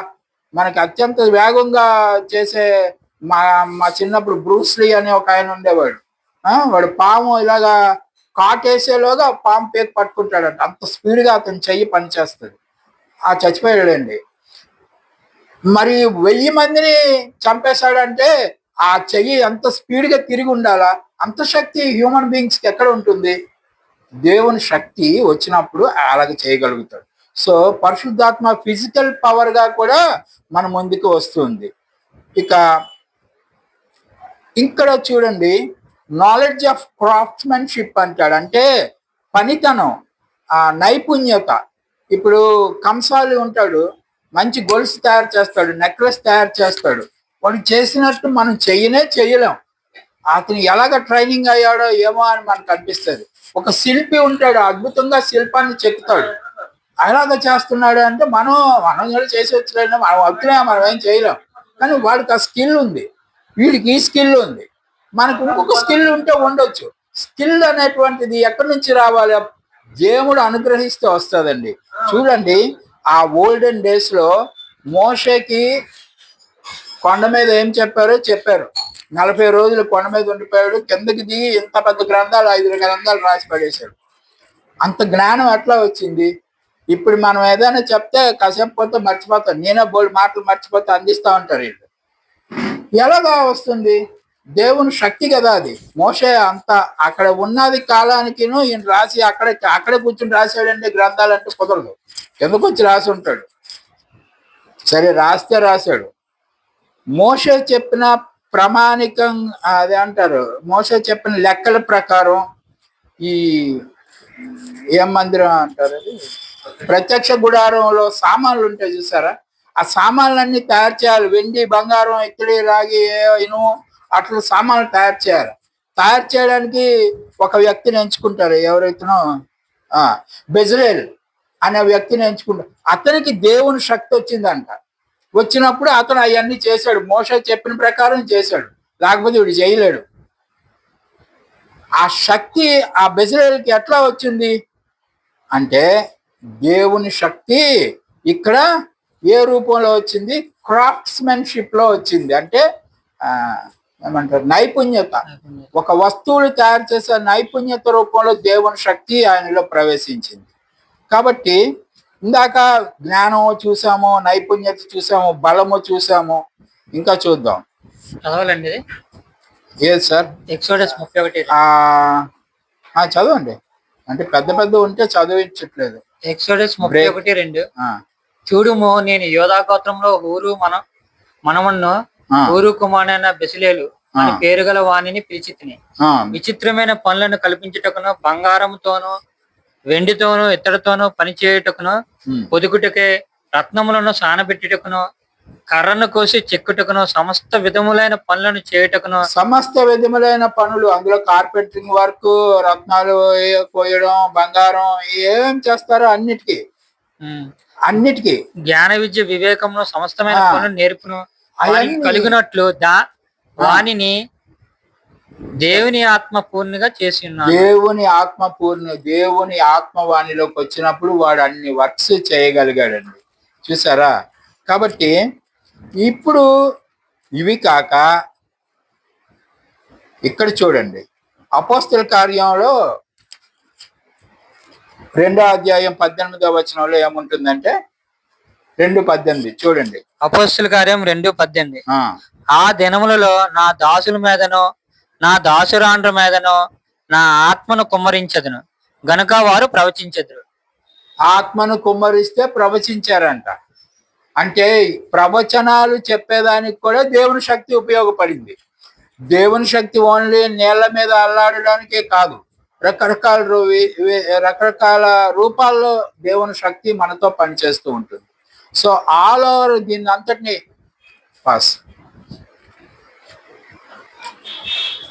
కాబట్టి ఇప్పుడు ఎవరైనా ప్రవచనాలు చెప్పాలంటే కూడా ఆయనకి దేవుని శక్తి ఉంటేనే చెప్పడం జరుగుతుంది కరెక్ట్ గా. ఇప్పుడు ప్రవచనాలు అంటే ఏముందండి, అందరూ చెప్పేస్తా ఉంటారు కదా, వచ్చే సంవత్సరం జగన్ ముఖ్యమంత్రి అయిపోతాడు, మోడీ ఇంటర్నేషనల్ లెవెల్లో పెద్ద నాయకుడు అయిపోతాడు, అమిత్ షా ఇది అయిపోతాడు, అలాంటి ప్రవచనాలు చెప్పేస్తున్నారు. మనకు కూడా హిందువులు జ్యోతిష్యులు చెప్పినట్టుగా మన క్రైస్తవ పాస్టర్లు కూడా, పేరున్న పాస్టర్లు కూడా ప్రవచనాలు చెప్తున్నారు,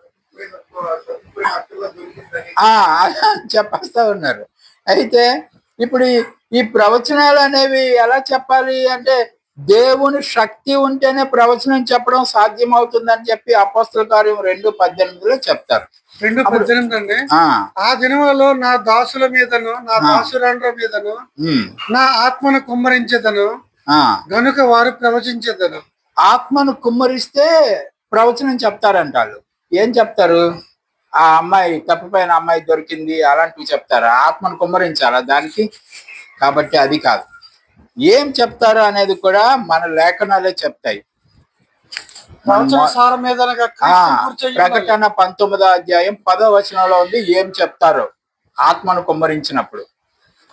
చెప్పండి. నేను దేవునికి నమస్కారం చేయుటకై అతని పాదముల ఎదుట సాగిలపడగా అతడు వద్దు సుమి, నేను నీతో యేసును గూర్చి 19:10 అదే సార్ సాక్ష్యము చెప్పు, నీ సహోదరులతోనూ సహదాసులను దేవునికే నమస్కారం చేయము. యేసును గూర్చిన సాక్ష్యము ప్రవచన సారమని నాతో చెప్పాను. యేసును గూర్చిన సాక్ష్యమే చెప్పాలి. ఓల్డ్ టెస్టిమెంట్ లో చేసిన ప్రవచనాలన్నీ కూడా యేసుని దృష్టిలో పెట్టుకునే చెప్పడం జరిగింది వాళ్ళు. కాబట్టి ఈ లేఖనం ప్రకారం యేసును గూర్చి చెప్పేదే ప్రవచనం. అంతేగాని ఆ అమ్మాయి తప్పిపోయింది చెప్పేది, జగన్ ముఖ్యమంత్రి అవుతాడని చెప్పేది, చంద్రబాబు గెలుస్తాడని చెప్పేది అది ప్రవచనాలు కావు. మనం అవన్నీ ప్రవచనాలు కావండి. ప్రవచనం బైబిల్ ప్రకారం ప్రవచనం అంటే it links to the Jesus Christ. యేసును గూర్చి సాక్ష్యం చెప్పడమే ప్రవచనం అవుతుంది. ఓల్డ్ టెస్టిమెంట్ లో వాళ్ళందరూ అదే చెప్పారు. ఇప్పుడు న్యూ టెస్టిమెంట్ లో వాళ్ళు కూడా అదే సాక్ష్యం చెప్తారు. కాబట్టి ఇప్పుడు ప్రవచనం అంటే ఏంటో మీకు అర్థమైంది. ఆ ప్రవచనం మీరు చెప్పాలి అంటే మీకు ఎక్కడి నుంచి రావాలి? పైనుంచి దేవుని శక్తి మీ మీద కుమ్మరింపబడినప్పుడు మాత్రమే నువ్వు ఎగ్జాక్ట్ గా ప్రవచించగలవు. ఇక పరిశుద్ధాత్మ శక్తితో హీలింగ్ పవర్ కూడా ఉండింది. ఆదిమ సంఘంలో ఈ హీలింగ్ పవర్ అంటే స్వస్థత వరం అనేటువంటి ఉండింది అప్పుడు ఆదిమ సంఘంలో. ఆ స్వస్థత వరాలకి ఇప్పుడు మన వాళ్ళు చేస్తున్న స్వస్థత ప్రార్థనలకి చాలా తేడా ఉంటుంది. ఎందుకంటే అప్పుడు డైరెక్ట్ గా కంటికి కనబడేది. ఒక కుంటోడో సొట్టోడో వచ్చినప్పుడు వాడికి ప్రార్థన చేస్తే లెగిసి పరిగెత్తి వెళ్ళిపోతాడు మంచం ఎత్తుకుని. ఇప్పుడు అలాగే వెళ్ళమనండి ఎవరినైనా, అలాగ అవ్వదు. మరి ఏమి ఇప్పుడు పని చేయట్లేదా ఆత్మశక్తి? దేవుడు కుమ్మరించలేదా సరిగ్గా? వాళ్ళకి ఎక్కువ కుమ్మరించి మనకు తక్కువ కుమ్మరించాడా? ఇలాంటి డౌట్స్ అన్నీ వస్తాయి. కాబట్టి అది వేరే పాటలో మనం తెలుసుకుందాం. అయితే పరిశుద్ధాత్మ శక్తితో హీలింగ్ పవర్ కూడా వస్తుంది. రెండోది పరిశుద్ధాత్మ శక్తితో 12:10 1 కొరింథీ 12:10లో ఇక్కడ 12:9-10 చదివేయండి. 9వ వచనం, మరి ఒకనికి ఆ ఆత్మ వలననే విశ్వాసమును, మరి ఒకనికి ఆ ఒక్క ఆత్మ వలననే స్వస్థపరచు వరమును. 10వ వచనం, మరి ఒకరికి అద్భుత కార్యములు చేయ శక్తియు, మరి ఒకరికి ప్రవచన వరమును, మరి ఒకరికి ఆత్మ వివేచనయు, మరి ఒకరికి నానా విధ భాషలను, మరి ఒకరికి భాషల అర్థం చెప్పు శక్తియు అనుగ్రహింపబడి ఉన్నవి. ఇవన్నీ వేరే వేరే అంశాలు కదా. వేరే వేరే అంశాలు అయినా కానీ అన్ని ఒక్క ఆత్మ ప్రెషర్ తోనే జరుగుతుంది. ఆ ఆత్మ మీ మీద ఉండినప్పుడే జరుగుతుంది. ఈ ఆత్మ ఎక్కడి నుంచి వస్తుందంట? తండ్రి అయిన దేవుని దగ్గర నుంచి వస్తుంది. కాబట్టి అది వాగ్దానం చేయబడింది. ఫస్ట్ అదే వాగ్దానం ఎవరికి చేయబడింది? యేసు ప్రభుకి చేయబడింది. యేసు ప్రభు నుంచి మళ్ళీ మనకు వస్తుంది, ట్రాన్స్ఫర్ అవుతుంది. అది ఆయన మనకి ఇస్తాడనమాట. కాబట్టి మీకు ఇప్పుడు అర్థమై ఉంటుంది ఈ పరిశుద్ధాత్మ అంటే ఇట్ ఈస్ ఎ పవర్ అని. యోహాను 3:34 చూద్దాం ఒకసారి. ఏలయనగా దేవుడు తాను పంపిన వానికి కొలత లేకుండా ఆత్మ అనుగ్రహించును గనుక ఆయన దేవుని మాటలే పలుకును కదా. తాను పంపిన వాడు ఎవరు? యేసు ప్రభు వారు. కాబట్టి యేసు ప్రభు వారికి కొలత లేకుండా ఆత్మ ఇచ్చేసాడు. ఆయనకి ఇచ్చేసాడు కాబట్టి ఆయన మాట్లాడిన మాటల్లో ఎక్కడ మనం తప్పు పట్టడానికి వీలు లేని విధంగా ఆయన దేవుని గురించి మాట్లాడాడు. నన్ను చూస్తే మా నాన్న చూడక్కర్లేదు అంటాడు, నా మాటలు వింటే మా నాన్న మాటలు మీరు వినక్కర్లేదు అంటాడు. ఎందుకు అట్లా అంటాడంటే ఆయనకి విస్తారంగా కొలత లేకుండా ఆయన యొక్క దేవుని శక్తి నిక్షిప్తమై ఉన్నది. ఇదే విషయాన్ని ఇంకా డీటెయిల్డ్ గా యెషయా కూడా ప్రస్తావించారు. మరి యెషయా మాట్లాడాడంటే అప్పుడు ఆత్మ లేదు కదా అంటే ఇందాక మనం మాట్లాడుకున్నట్టు స్పిరిట్ ఆఫ్ గాడ్ అప్పుడు ఉండింది. ఆ స్పిరిట్ ఆఫ్ గాడ్ తో అప్పుడు ఆయన మాట్లాడాడు 11వ అధ్యాయంలో 1-2 వచనాలు చూడు బాబు. 11:1 యెషయి మొద్దు నుండి చిగురు పుట్టును, ఆ, వాని వేరుల నుండి అంకురం ఎదిగి ఫలించును. ఉమ్, యెహోవా ఆత్మ ఆ. జ్ఞాన వివేకములకు జ్ఞానము వివేకము వస్తది ఆ ఆత్మ ఉండినప్పుడు. ఆ ఇంకా ఆధారముగు ఆత్మ, ఆ ఆలోచన బలములకు ఆధారమగు ఆత్మ, ఆత్మ, ఆ తెలివిని యెహోవా ఎడల భయభక్తులను పుట్టించు ఆత్మ. కాబట్టి ఇప్పుడు యోనియానులు ఎవరు భయం లేకుండా బిహేవ్ చేస్తున్నారంటే వాళ్ళు ఏం లేదు, ఆత్మ లేదు, దేవుడి నుంచి వచ్చినటువంటి పవర్ లేదు. ఆ పవర్ ఉంటే ఆటోమేటిక్ గా భయం కలిగి జీవిస్తూ ఉంటాం అన్నమాట మనం. కాబట్టి ఈ పరిశుద్ధాత్మ అనేది శక్తి అని చెప్పడానికే ఈ వాక్యాలన్నీ. It is not a person, ఇది శక్తి అని చెప్పడానికే ఈ వాక్యాలన్నీ మనం చూపిస్తున్నాం. అంతేకాక ఈ పౌలు గారు కానీ వీళ్ళందరూ పేతురు గారు వీళ్ళు పత్రికలు రాశారు కదా. ఈ పత్రికలు రాసినప్పుడు వీళ్ళు పరిచయ వాక్యాలు పలుకుతున్నారు. ఈ పరిచయ వాక్యాలు ఎలా పలుకుతున్నారో చూడండి. ఇద్దరినే పలుకుతారు, మూడో వ్యక్తిని పలకరు. మూడో వ్యక్తి అనేటువంటి ఆయన ఉండే అంటే ఆయన కూడా ప్రస్తావించాలి. ఉదాహరణకి ఒకటి చదువుదాం. 1 కొరింథీ 1:3 చూడయ్యా. 1 కొరింథీ 1:3. మన తండ్రి అయిన దేవుని నుండి ప్రభు అయిన యేసుక్రీస్తు నుండి కృపా సమాధానములు మీకు కలుగును గాక. మరి పరిశుద్ధాత్మ ఏది? ఇద్దరు చెప్పారు, మూడో మనిషిని చెప్పలేదే. ఇక్కడే కాదు, కొన్ని గలతీలో చూద్దాం. గలతీ 1:3. 1:3 గలతీ. తండ్రి అయిన దేవుని నుండి మన ప్రభు అయిన యేసుక్రీస్తు నుండి మీకు కృపయు సమాధానమును కలుగును గాక. ఇంతే. ఇంట్రడ్యూస్ చేసేటప్పుడు మాట్లాడిన మాటలు ఫిలిప్పీల్లో కూడా అంతే ఉంటుంది, 1-2. యాకోబులో కూడా 1:1 అంతే ఉంటుంది. 2 పేతురు 1:2 అంతే ఉంటుంది. 1 యోహాను 1:3 అంతే ఉంటుంది. వీళ్ళిద్దరి పేర్లో ఉంటాయి, తండ్రి కుమారుడు, తండ్రి కుమారుడు, తండ్రి కుమారుడు. మూడో వ్యక్తి లేడే. ఒక వ్యక్తి అనేది ఆయన ఉండుంటే డెఫినెట్ గా రిఫరెన్స్ రావాలి అక్కడ, వాళ్ళు రాయలేదు. కాబట్టి వీటిలన్నిటిని బట్టి స్పిరిట్ మీన్స్ పవర్ అనే విషయాన్ని మనం గుర్తుపెట్టుకోవాలి. కాబట్టి ఎక్కడైనా కానీ గ్రీటింగ్స్ అనేవి ఇద్దరు పేర్లలోనే చెప్పారు. ఒకసారి చూద్దాం, యేసుక్రీస్తు మాటలు ఏంటో చూద్దాం. యోహాను 14:1. మీ హృదయమును కలవరపడనీయకుడి, దేవుని యందు విశ్వాసం ఉంచుచున్నారు, నా యందును విశ్వాసం ఉంచుడి. మళ్ళీ అక్కడ యేసు ప్రభు చెప్పినా కానీ వాళ్ళిద్దరు గురించి చెప్పుకున్నాడు. మళ్ళీ ఇంకొక ఆయన గురించి ఏం మర్చిపోయాడా? ఆయన ఉంటే కదా చెప్పడానికి. ఆయన అది కాదు, ఆయన శక్తి. కాబట్టి పర్సన్ అయితే డెఫినెట్ గా చెప్పుండేవాడు. ఇంకా వెళ్దామండి. అయితే ఇన్ని చోట్ల మనం శక్తి శక్తి శక్తి శక్తి అని నేర్చేసుకున్నాం కదా. ఒక బుర్రలోకి కొన్ని పిక్చర్ ఎక్కువ ఉంటుంది ఇది శక్తి అని, కానీ మన బుర్రలో ఇంకొక మాట తొలిచేస్తూ ఉంటుంది. పరిశుద్ధాత్ముడు అనే ఒక మాట ఉంటుంది. పురుషులతో మ్యాస్కులైన్ జెండర్ గా పరిశుద్ధాత్మ, male gender, masculine male gender అన్నట్టు వస్తుంది. ఇది మీకు డౌట్ వస్తుంది కాబట్టి అది కూడా మనం క్లారిఫై చేద్దాం. ఇది ఎక్కడ ఉంటుంది? 16:7 యోహాను 14వ వచనం నుంచి 17వ వచనం వరకు, 14 నుంచి 16, 17 అధ్యాయాల వరకు ఈ ప్రస్తావన మగాడిగా ఒక వ్యక్తిగా సూచిస్తా ఉంటాడు. ఎందుకు అలా సూచించారో మనం తెలుసుకుంటే చెప్పండి. అయితే నేను మీతో సత్యము చెప్పుచున్నాను, నేను వెళ్ళిపోవటం వలన మీకు ప్రయోజనకరము, నేను వెళ్ళని ఎడల ఆదరణకర్త మీ యొద్దకు రాడు. ఆ రాడు అన్నాడు కదా, ఆదరణకర్త అంటే అక్కడ ఆ మాటలు విని మనమంతా ఒక వ్యక్తి కదా, ఈ మనిషి వెళ్ళిపోతే ఇంకొక మనిషి వస్తున్నాడు అని చెప్పి మనకు అర్థం అవుతుంది. అక్కడంతా అలా రాసి ఉంటుంది. 14వ అధ్యాయం 16వ వచనం 26వ వచనం చూడండి సార్. 14:16 యోహానే. నేను తండ్రిని ఎల్లప్పుడూ ఉండుటకై ఆయన వేరొక ఆదరణకర్తను అనగా సత్య స్వరూపియగు ఆత్మను మీకు అనుగ్రహించును. ఆదరణకర్త అంటే మనిషి అనుకుందాం, సత్య స్వరూపి అయిన ఆత్మ. మళ్ళీ ఆత్మ అంటే ఇందాక మనం చెప్పాం కదా, విండ్, గాలి. 26 ఆదరణకర్త అనగా తండ్రి నా నామమున పంపబోవు పరిశుద్ధాత్మ ఆ సమస్త ఆదరణకర్త అనగా, ఇందాక మీరు ఆదరణకర్త అనగానే మనిషి అనుకుంటున్నాం, కానీ ఇక్కడేం చెప్తాడు? ఆదరణకర్త అనగా తండ్రి ఆ తండ్రి నా నామమున పంపబోవు పరిశుద్ధాత్మ పరిశుద్ధాత్మ. ఇప్పుడు సమస్తమును మీకు బోధించి నేను మీతో చెప్పిన సంగతులన్నింటినీ మీకు జ్ఞాపకం చేయను. సో మళ్ళీ పవర్ అయిపోయింది కదా.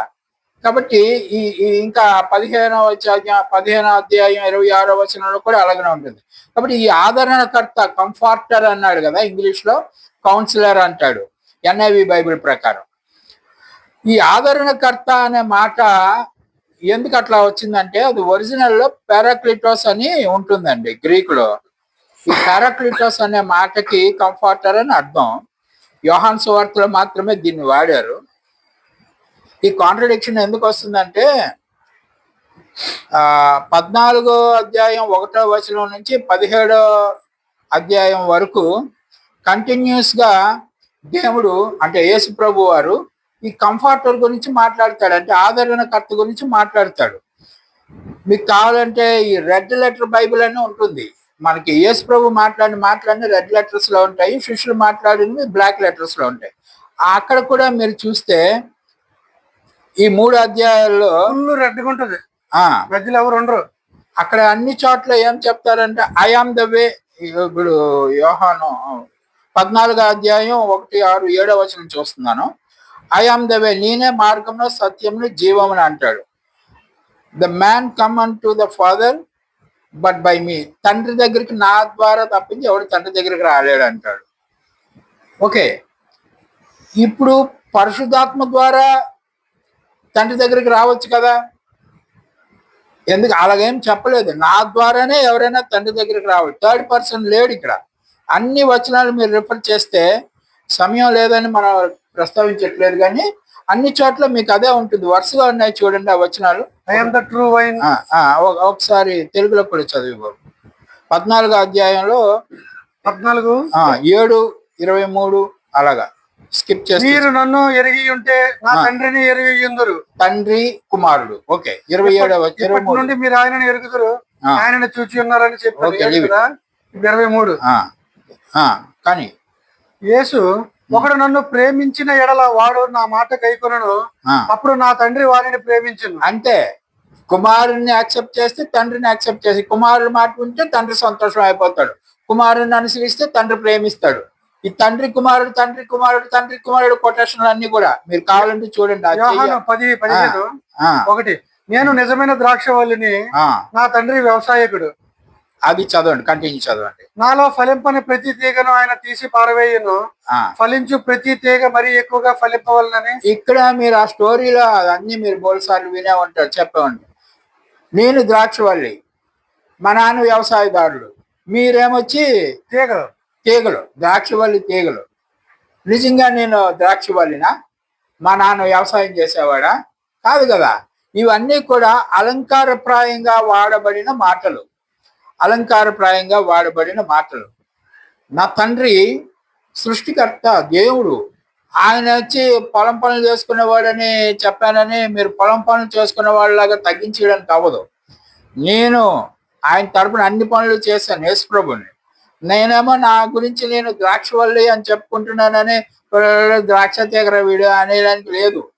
మీరందరూ నా తీగలు అని చెప్పానని మీరందరూ మామూలు తీగలు కాదు, మీరు ఒక స్టాండర్డ్ ఉన్న సంఘము మీరంతా. ఇలాగా ఉన్న మాటల్ని అలంకారప్రాయంగా సింబాలిక్ వర్డ్స్ తో రాయడం జరిగింది.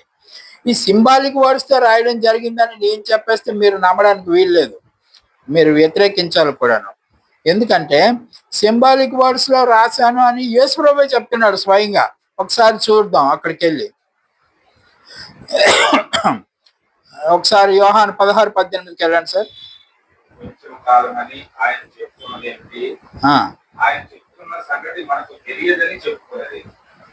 ఆయన చెప్తున్న సంగతులు వీళ్ళకి అర్థం కాలేదు, అది చెప్తున్నాడు. మీరు చదవండి ఒకసారి మైక్రోఫోన్. 16:18 కొంచెము కాలమని ఆయన చెప్పుచున్నది ఏమిటి?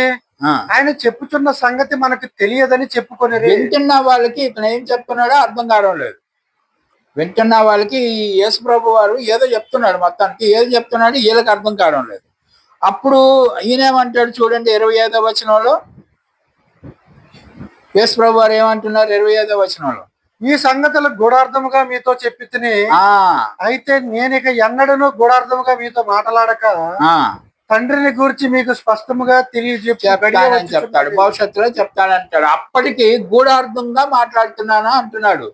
ఈ గూఢార్థంగా మాట్లాడేటప్పుడే అక్కడ ఏమంటాడు? ఆదరణకర్త అనే మాట వస్తుంది. అందుకని ఆదరణకర్త కూడా, ఆదరణకర్త అనగా దేవుడు మీకు పంపబో పరిశుద్ధాత్మ అని చెప్పి ఉంటుంది కదా, the spirit which comes from God. చదువుకున్నా చదివాం కదా. కాబట్టి ఈ ఈ యేసు ప్రభువే చెప్తున్నాడు ఆ మాట, నేను చెప్పడం కాదు. సింబాలిక్ వర్డ్స్ లా మాట్లాడుతున్న మాటల్ని మీరు లిటరల్ అనుకుంటున్నారు. దానివల్ల పరిశుద్ధాత్మని ఒక పర్సన్ అనుకుంటున్నారు, పరిశుద్ధాత్మని ఒక వ్యక్తి అనుకుంటున్నారు. వ్యక్తి కాదు, it is power from God.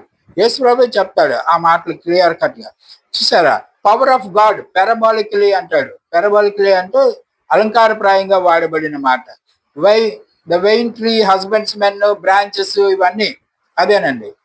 వ్యవసాయకుడు, ద్రాక్షవల్లి, ద్రాక్ష తీగలు అని చెప్పేది అనమాట. ఇవన్నీ కూడా అలంకారప్రాయంగా వాడిన మాటలని మనం లిటరల్ గా తీసుకోవడం వలన వి గాట్ కన్ఫ్యూజ్డ్ అనమాట.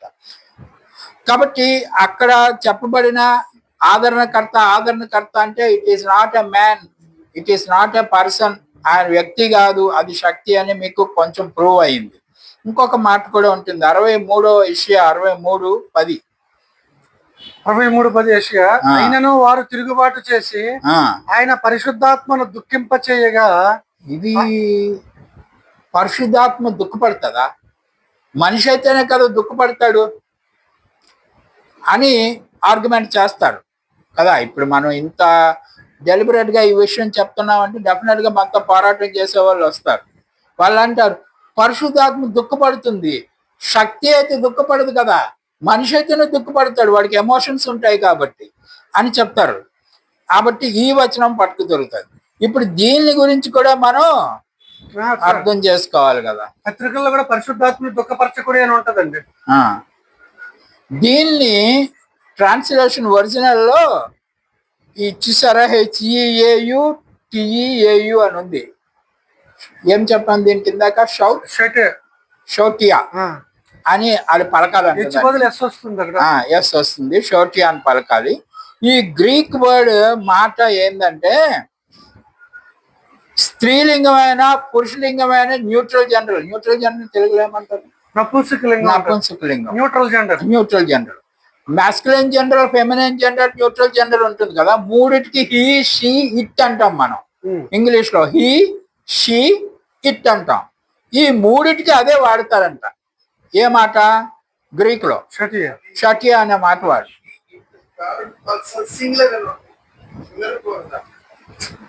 ప్రామినెంట్ అది కాదు కదా.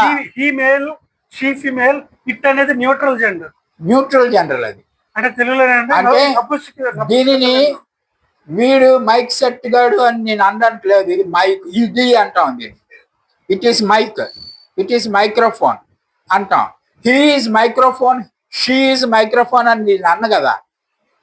ఒక కుక్క ఉంది అనుకోండి, కుక్క మగ కుక్క అయినా కానీ అది కుక్క అంటాం మనం. అది మగది. యాక్చువల్లీ మేము కూడా కుక్కను పెంచుకునే వాళ్ళం ఒక 17 సంవత్సరాలు. ఆ డాక్టర్ దగ్గర తీసుకెళ్తే ఏమండి వీడు బాగున్నాడా అంటాడు. ఎవరిని? కుక్కనే. వీడు బాగున్నాడా అంటే వీఆర్ గెట్ కన్ఫ్యూజ్డ్. ఇదేం డాక్టర్ ఇలా అంటాడు, వీడు అంటాడు అని. అది మగ కుక్కని హీ అంటారు వాళ్ళు. ఆ వెటర్నరీ డాక్టర్లు హీ అంటారు, హీ డాగు, షీ డాగు వాళ్ళకి అట్లా అంటారు అనమాట. ఇక్కడ మనం చెప్పేది పరిశుద్ధాత్మ అంటే అది అనాలి, అతడు అనకూడదు, ఆమె అనకూడదు. పరిశుద్ధాత్మ అనేది శక్తి అయితే దాన్ని అది అనాలి. మరి ట్రాన్స్లేషన్ అది అని చేయొచ్చు కదా అంటే చాలా చోట్ల అది అనే చేశారు. ఇక్కడ యోహాను సువార్తలో 14 నుండి 17 అధ్యాయాల మధ్యలో మాత్రమే ఈ కంఫర్టర్ అనేది అంటే ఆదరణకర్త అనేది ఆయన రాసినప్పుడు ఈ షీటియో అనే ఈ మాటని వాడారు ఒరిజినల్స్ లో. దాన్ని తెలుగులో ఇంగ్లీష్ లో ట్రాన్స్లేషన్ చేసినప్పుడు కంఫర్టర్ అని వచ్చింది అనమాట. మాస్కులైన్ జెండర్ కింద తీసుకున్నారు. కానీ ఒరిజినల్ లో మాస్కులైన్, ఫెమినైన్ అండ్ న్యూట్రల్ జెండర్లకి ఒకటే మాట వాడతారు. ఇది ఒక కన్ఫ్యూషన్ బికాస్ ఆఫ్ ట్రాన్స్లేషన్స్ అనమాట. ఒకసారి ఇది కరెక్ట్ కాదో రోమా 18:16కి వెళ్దాం రండి, అప్పుడు చూద్దాం. 18 కాదు 8:16. 8:16. మనము దేవుని పిల్లలమని ఆత్మ తానే మన ఆత్మతో కూడా సాక్ష్యం ఇచ్చుచున్నాడు. 2 సార్లు వాడే అనొచ్చుగా. ఆత్మ తానే అనేటప్పుడు ఆత్మ వాడే, లేకపోతే ఆత్మ అదే అంటే లేడీ కాదు కదా, న్యూట్రల్ జనరల్ లో వాడారు వాళ్ళు. ఆత్మ తానే మన ఆత్మతో కూడా సాక్ష్యం ఇచ్చుచున్నాడు కదా. అలాగే ఎన్ఐవి బైబిల్లో వేరే ఉంది, కేజీవి బైబిల్లో వేరే ఉంది. కాబట్టి అక్కడ కూడా మీకు క్లారిటీ లభించిందని భావిస్తున్నాను. ఇక్కడ ఇంకొకటి చెప్తాను చూడండి. ఆత్మ పురుషుడు అని కదా మరి కంఫర్టర్ దగ్గర అంటున్నారు. మరి యేసు ప్రభు బాప్టిజం తీసుకునేటప్పుడు పైనుంచి పావురం వచ్చింది. మరి పావురం మగదా ఆడదా? మీరేం చెప్తారు? పావురం వచ్చింది అంటున్నారు కదా.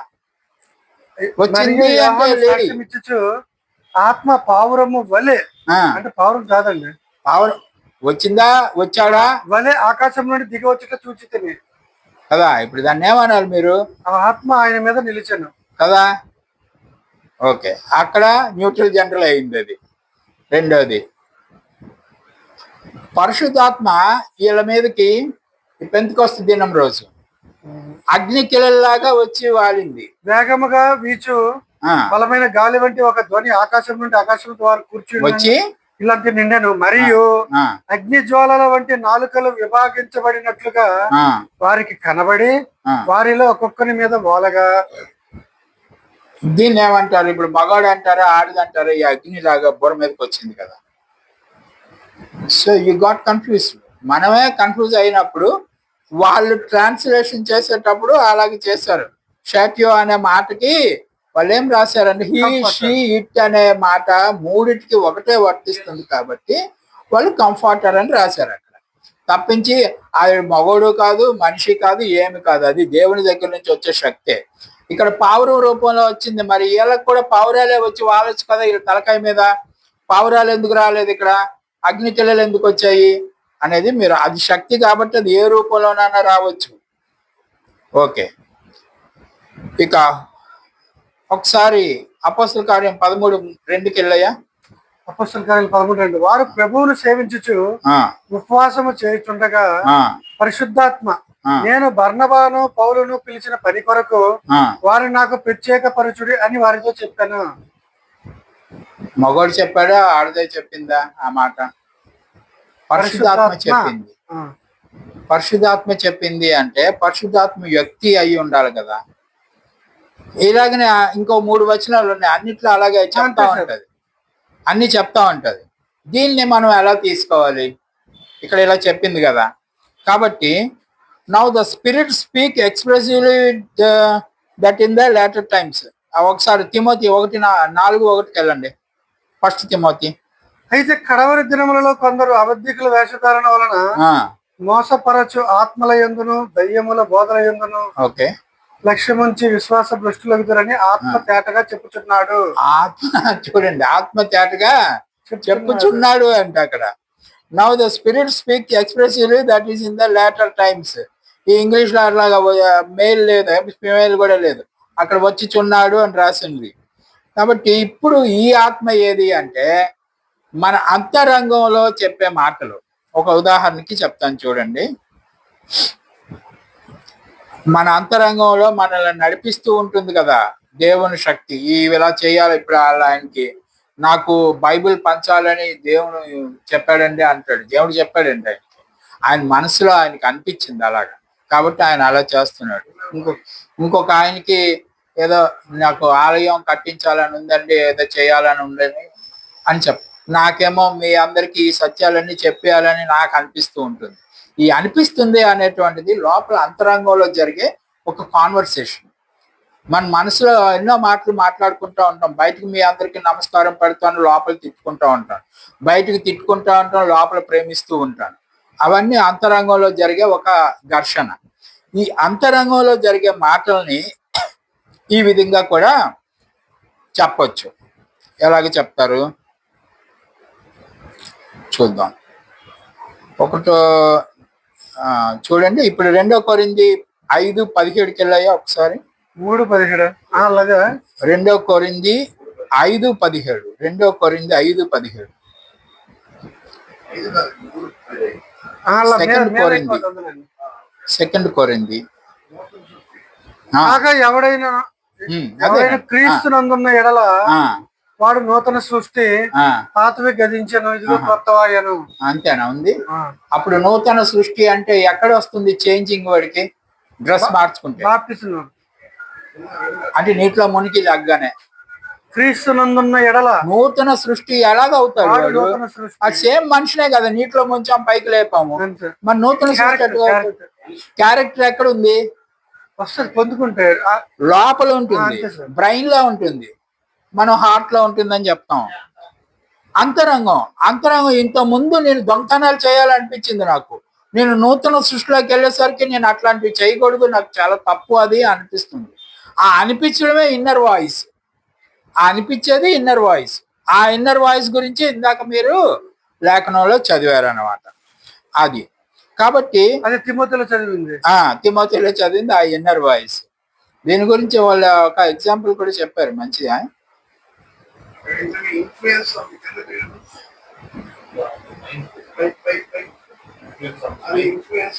This is the Holi Spirit influence on the mind guiding. మీ మనస్సులో హోలీ స్పిరిట్, దేవుని శక్తి ఒక మనిషిని వాడి మెదడుని ఆపరేట్ చేస్తుంది. ఫస్ట్ లెసన్స్ లో మనం నేర్చుకున్నాం, మెదడుని ఆపరేట్ చేస్తాయి దుష్ట శక్తులు, దేవుని శక్తి కూడా మెదడుని ఆపరేట్ చేస్తాయి. మనం మామూలుగా మనం ఏమి కాదు, అయితే మనం దేవుని పట్ల ఉండాలో లేదంటే దెయ్యం పట్ల ఉంటాం. దేవుని పట్ల ఏమెప్పుడు దెయ్యం పట్ల ఉన్నట్టు లెక్క. ఆడ ఆపరేట్ చేస్తున్నాడు మనల్ని. ఇక్కడ ఆడ ఆపరేషన్ ఎల్లవేళలో అందరి మీద ఉంటుంది.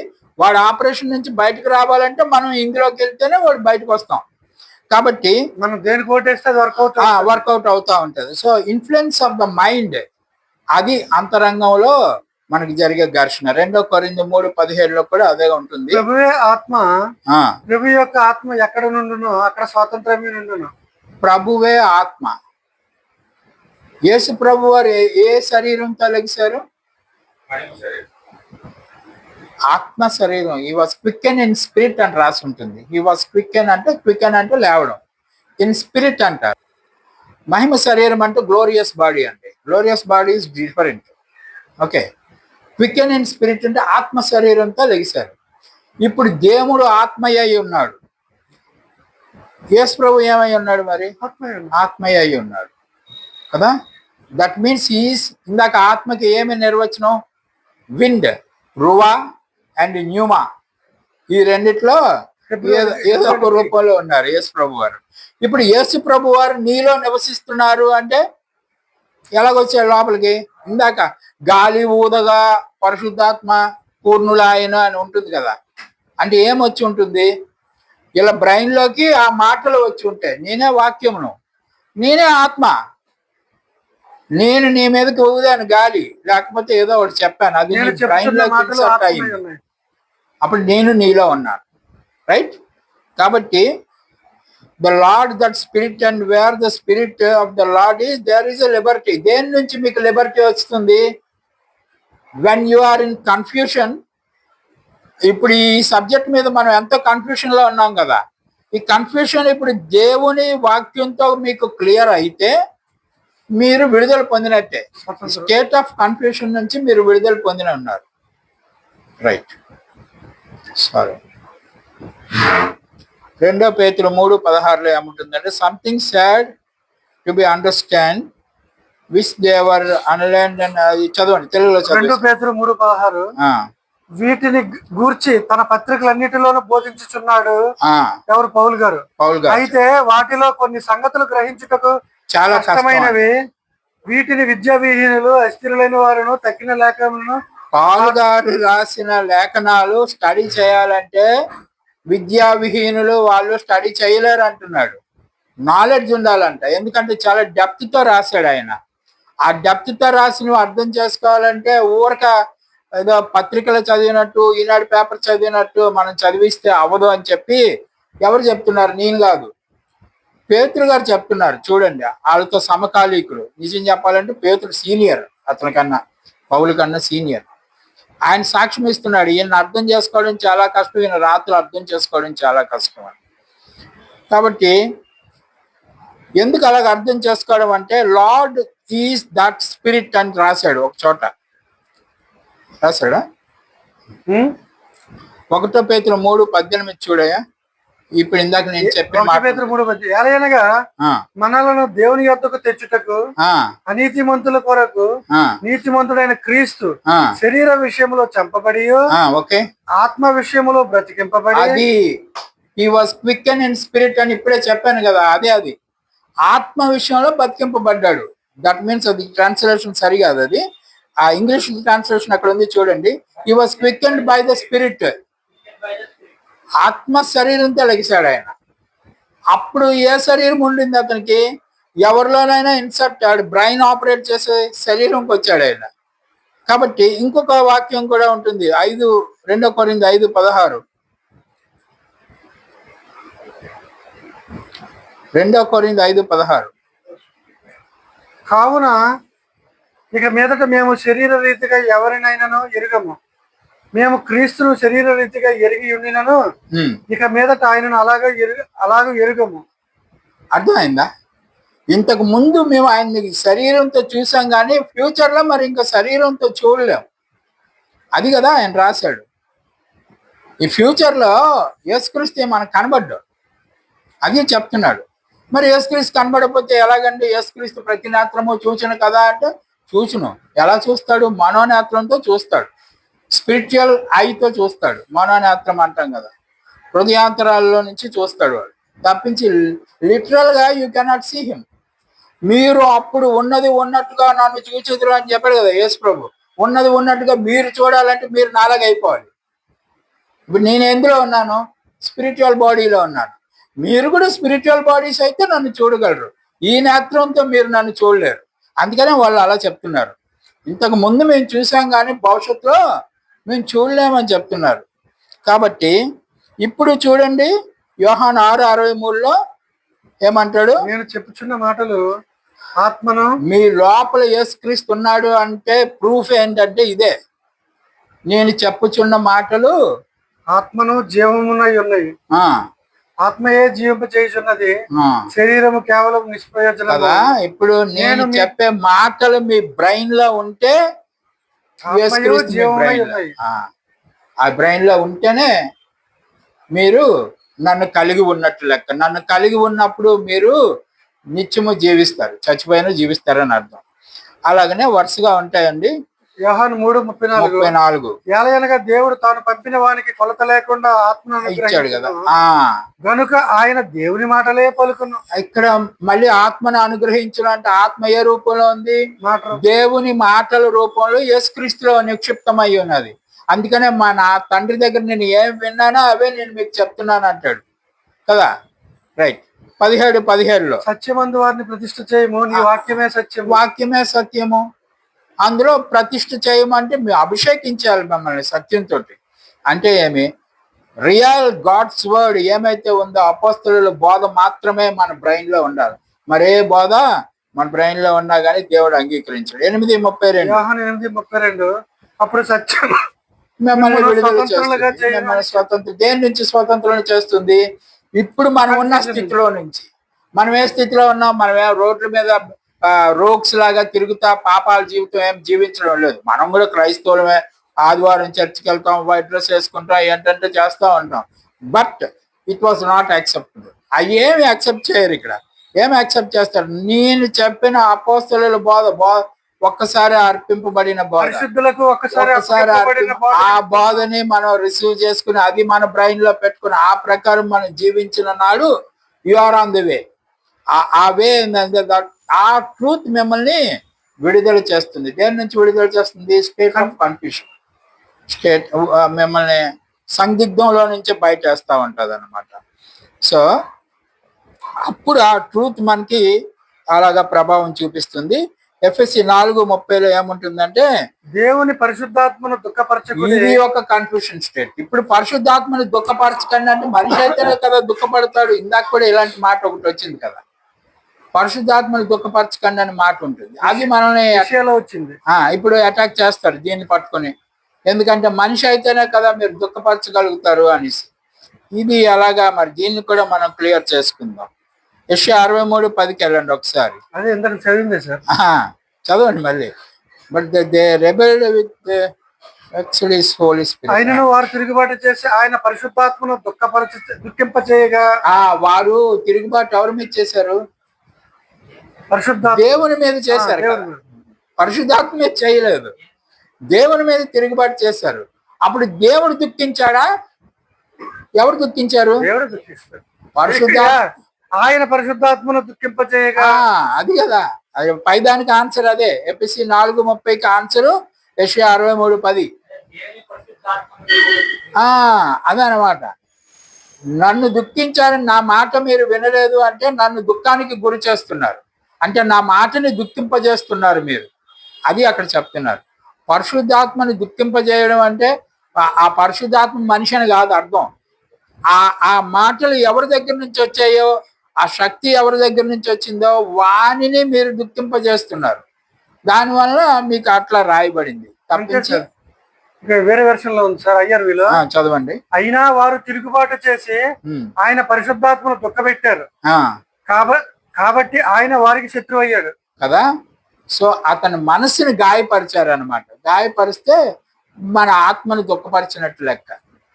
ఆయన మాట వెళ్ళలేదు కాబట్టి ఆయనకి శత్రువు అయ్యాడనే లిటరల్ మీనింగ్ లిటరల్ గా అర్థం అవుతుంది. కాబట్టి ఈ కాలం ఎలాంటి కాలం వచ్చిందంటే సమస్తమైన విషయాలు వెల్లడైపోయే కాలంలో మనం ఉన్నాం. సో ఇప్పుడు పరిశుద్ధాత్మని దుఃఖపరచడం అంటే మనిషిని దుఃఖపరచడం కాదని మీకు పరిశుద్ధాత్మ శక్తే. కాబట్టి ఈ శక్తి ఎవరిదో అతన్ని దుఃఖపరుస్తున్నారు మీరు. ఆ శక్తి ఎవరిదో అతన్ని దుఃఖపరుస్తున్నారు. లూకా 12:20లో ఏముందో ఒకసారి. 12:10. మనుష్య కుమారుని మీద వ్యతిరేకంగా ఒక మాట పలుకువానికి పాప క్షమాపణ కలుగును గాని ఒకటి పరిశుద్ధాత్మను దుఃఖించు వానికి క్షమాపణ లేదు. ఇది కూడా కన్ఫ్యూషనే కదా. ఇందాక చెప్పాను కదా, పరిశుద్ధాత్మని తిడితే పర్వాలేదంట, పాపం. యేసు ప్రభుని తిడితే తప్పులేదు, పరిశుద్ధాత్మని తిడితే మాత్రం పాపం అని చెప్తాడు. ఇద్దరు సమానమైనప్పుడు అతన్ని తిడితే ఇతన్ని తిట్టినట్టే కదా. అది ఎలాగవుతుందని ఇందాక స్టార్టింగ్ లో మనం అడిగాం. ఇక్కడ ఏమవుతుందంటే పరిశుద్ధాత్మని దుఃఖపరచకుడి అంటే దేవుని శక్తిని మనం సంశయిస్తే దాన్ని మనం ఏమంటారు, ఒక్క నిమిషం మళ్ళీ చదవండి అది ఒకసారి, తెలుగులో చెప్తాను. మనుష్య కుమారుని మీద వ్యతిరేకముగా ఒక మాట పలుకువానికి పాప క్షమాపణ కలుగును గాని పరిశుద్ధాత్మను దూషించిన వానికి పాప క్షమాపణ అదే ఇప్పుడు క్షమాపణ లేదు. ఇప్పుడు ఒక వ్యక్తి పరిశుద్ధాత్మ పూర్ణుడై ఉన్నాడు అంటే ఏమి, దేవుని మాటలు వాడి బ్రెయిన్ లో నిక్షిప్తమై ఉన్నాయి. ఓకే, అప్పుడు నేను ఆ వ్యక్తిని కానీ దూషిస్తే ఎవరిని దూషిస్తున్నాను? లోపలున్న అసలు మనిషి కాదు కదా వాడు. ఆ మనిషిలో ఉన్నది ఎవరు? దేవుని యొక్క మాటలు ఉన్నాయి. కాబట్టి ఆ మనిషిని నేను తిడుతున్నానంటే ఎవరిని తిడుతున్నా? పరిశుద్ధాత్మని తిడుతున్నాను. అర్థమైందా? కాబట్టి పరిశుద్ధాత్మ అనేటువంటిది ఒక శక్తి రూపంలో యేసుప్రభు ఆయనలో ఉన్నాడు. అప్పుడు ఆయన్నే నేను ఆ ఆత్మని ఈ మనిషిని తిడితే ఆత్మని తిట్టినట్లు లెక్క. ఇప్పుడు పరిశుద్ధులకి అప్పగింపబడిన బాధ ఉంది కదండి, ఆ బాధను వ్యతిరేకిస్తే పరిశుద్ధుని వ్యతిరేకించినట్టు. ఇంకొక ఎగ్జాంపుల్ చెప్తాను చూడండి. ఎవరు అన్ననయ్య సప్పీరా కదా, వాళ్ళిద్దరు వచ్చి అతను డబ్బులు అమ్ముతారు, భూమి డబ్బులు అమ్మి చేస్తే ఈయనేమంటాడు? పరిశుద్ధాత్మకి వ్యతిరేకంగా మీరు ఎట్లాగా మాట్లాడుతున్నారు అని చెప్తాడు. అది ఇప్పుడు వాళ్ళు యాక్చువల్లీ ఎవరితో మాట్లాడుతున్నారు? పరిశుద్ధాత్మతో మాట్లాడుతున్నారు. 5:3 అప్పుడు పేతురు అననీయ నీ భూమి వెలలో కొంత దాచుకుని పరిశుద్ధాత్మను మోసపుచ్చుటకు సాతాను ఎందుకు నీ హృదయమును ప్రేరేపించాడు? ఇప్పుడు పరిశుద్ధాత్మను మోసపుచ్చుతున్నారా పేతురుని మోసపుచ్చుతున్నారా? వీళ్ళు పేతురుని కదా మోసపుచ్చుతున్నారు. ఆయన ఏమంటాడు? పరిశుద్ధాత్మను మోసపుచ్చుతున్నారు అంటాడు. నిజానికి పరిశుద్ధాత్మ లేదు అక్కడ. ఎవరున్నారు? పేతురు ఉన్నాడు. ఆయన పరిశుద్ధుడు, ఆయన దగ్గర ఉన్నది దేవుని ఆత్మ. కాబట్టి ఇప్పుడు పేతురులో ఉన్నది పరిశుద్ధాత్మ. కాబట్టి వీళ్ళు పరిశుద్ధాత్మను మోసపరుస్తున్నారు అన్నాడు. ఇప్పుడు నిన్ను ఎవరు ప్రేరేపించారు? ఎవరు ప్రేరేపించారట మోసపుచ్చమని? సాతాన్ సైతాన్ ప్రేరేపించాడట. సైతాన్లు ఉన్నాడు అక్కడ ఎదురుగా, గమనించండి. బ్రెయిన్ లో వర్క్ అవుతుంది. ఎదురుగా ఉన్నది అననీయ సప్పీరా వాళ్ళు ఉన్నారు, ఇక్కడ ఉన్నది పేతురు ఉన్నాడు. అక్కడ సైతానుడు ఉన్నట్టు మాట్లాడుతున్నారు, ఇక్కడ పరిశుద్ధాత్మ ఉన్నట్టు. 4వ వచనంలో క్లారిటీ ఇచ్చాడు సార్. అది నీ యొద్దన ఉన్నప్పుడు నీదే కదా, అమ్మిన పిమ్మట అది నీ వశమై ఉండలేదా? ఎందుకు ఈ సంగతి నీ హృదయంలో ఉద్దేశించుకొనిచున్నావు? అది నీవు మనుషులతో కాదు దేవునితోనే అబద్ధం ఆడితో వాడితో చెప్పాను. అదండి విషయం. దేవునితోనే అబద్ధాలు ఆడుతున్నాము. ఎలాగా ఆడుతున్నావు? నేను యాక్చువల్లీ ఆడిన అబద్ధం మీతో కదా, దేవునితో అట్లా అబద్ధం ఆడుతాను? మీతో ఆడుతున్నాను. మీలో దేవుడు ఉన్నాడు. మీలో దేవుడు ఉన్నాడంటే మీరు ఈ దెయ్యాలు ఊగుతారు అయ్యేం కాదండి. ఇన్ యువర్ బ్రెయిన్ దేవుని వాక్యం నిక్షిప్తమై ఉన్నది కాబట్టి యు ఆర్ పరిశుద్ధాత్మ పూర్ణులు. ఓకే, అప్పుడు మిమ్మల్ని దుఃఖపరిస్తే పరిశుద్ధాత్మను దుఃఖపరిచినట్టు లెక్క. రైట్, ఇక్కడ బాగా టైం అయిపోతుంది కదండి. 1 కొరింథీ 2:14 స్పిరిచువల్లీ డిసర్న్డ్. 1 కొరింథీ 2:14 ప్రకృతి సంబంధి అయిన మనుష్యుడు దేవుని ఆత్మ విషయములను అంగీకరింపడు కదా. ప్రకృతి సంబంధమైన పురుషుడు అంటే మామూలు లోకంతో పాటు ఆలోచిస్తున్నవాడు, దైవ జ్ఞానం లోపల లేనివాడు, దేవుని వాక్యం మెదడులో లేని వాడికి మనం ఇలాంటి ఎంత చెప్తే కూడా వాడికి ఏం అర్థం అవుతుంది, ఈ పాఠం కూడా అర్థం అవుతుంది. అంగీకరింపడు, అవి అతనికి వెర్రితనముగా ఉన్నవి ఉంటాయి. రండి ఇక్కడికి వెళ్దాం. In him sit upon the throne the lamb forever ever. చూడండి 5:13. అంతటా పరలోకమందును భూలోకమందును భూమి కిందను సముద్రంలోను ప్రతి స్పష్టం అనగా వాటిలో ఉన్న సర్వమును సింహాసనాసీనుడై ఉన్న వానికి గొర్రె పిల్లకును స్తోత్రమును ఘనతయు మహిమను ప్రభువు. సింహాసనాసీనుడైన వాడు ప్రభు అయిన తండ్రి, గొర్రె పిల్ల కుమారుడు, నో పరిశుద్ధాత్మ. If there is 3 persons, third person కూడా ఇక్కడ రాయాలి. సో థర్డ్ పర్సన్ లేడు కాబట్టి రాయలేదు. 1 యోహాను 1:3 fellowship with the Father, Son, Jesus Christ, అంతే, ఫినిష్. మాతో కూడా మిగులు మన సహవాసం అయితే తండ్రితో కూడాను ఆయన కుమారుడైన యేసుక్రీస్తుతో కూడాను ఉన్నది కదా. అంతే, నో పరిశుద్ధాత్మ if he is a person. కాబట్టి 2 యోహాను 1:9-11 వరకు అక్కడ కూడా 2 మనుషులనే ప్రస్తావిస్తారండి, ఇంకేం లేదు అందులో. అక్కడ కూడా పరిశుద్ధాత్మ లేదు. కాబట్టి doctrine of Christ is the Father and Son. Doctrine of Christ, క్రీస్తు సిద్ధాంతం ఏదనగా తండ్రి కుమారుడు. No more Holy Spirit. Holy Spirit is the power from God. తండ్రి అయిన దేవుని దగ్గర నుంచి కుమారునికి కొలత లేకుండా అనుగ్రహింపబడిన ఆ శక్తిని సంఘంలో ఉన్నటువంటి మీ అందరికీ దేవుడు యేసు ప్రభు ఇస్తున్నాడు. దట్ ఈస్ ప్రభు. ఈ తండ్రి అయిన దేవుడు మీకు ప్రామిస్ చేశాడు కాబట్టి అది అక్కడి నుంచి మీ దగ్గరికి వస్తుంది. నేను కూడా ఇచ్చింది కాదు, నాకు ఆయన ఇచ్చిందే అని ప్రభువారు చెప్తున్నారు. ప్రభువారు రిసీవ్ చేసుకుని మనకి ఇస్తున్నారు ఆ శక్తి. That is Holy Spirit, is the power, it is not a person. So ఈ ఈ సత్యం కానీ మన దగ్గర లేకపోతే మనం చీకట్లో ఉన్నట్టే లెక్క. There is no Trinity thought in the Bible. కాబట్టి బైబిల్లో త్రిత్వము అనేటువంటిది ఏమీ ఉండదు, అది మనకు చెప్పబడుతుంది. ఇది ఒక సిద్ధాంతం. ఈ త్రిత్వం పేరుతో కొంతమందిని చంపిస్తారు. అది 3వ శతాబ్దంలో యుద్ధాలు అయ్యాయి ట్రినిటీ మీద. అంతలాగా పోరాటం జరుగుతుంది. సుమారు 1700 సంవత్సరాల నుంచి మనం పోరాడుకుంటూనే వస్తున్నాం. కానీ లేఖన సత్యం మాత్రం ఇదే. కాబట్టి ప్రేమైన వారులారా, ఇప్పుడు మనం తెలుసుకున్నాం పరిశుద్ధాత్మ is a power, it is not a person. మరి అలాంటప్పుడు ఇంకా 2 ఉన్నాయి కదా, తండ్రి ఉన్నాడు, కుమారుడు ఉన్నాడు. వీళ్ళిద్దరి గురించి ఇంకొక 2 క్లాసుల్లో మనం నెక్స్ట్ సాటర్డే నుంచి చదవండి. నేనును తండ్రిను ఏకమై ఉన్నాం అని వారితో చెప్పాను. అది ప్రశ్న.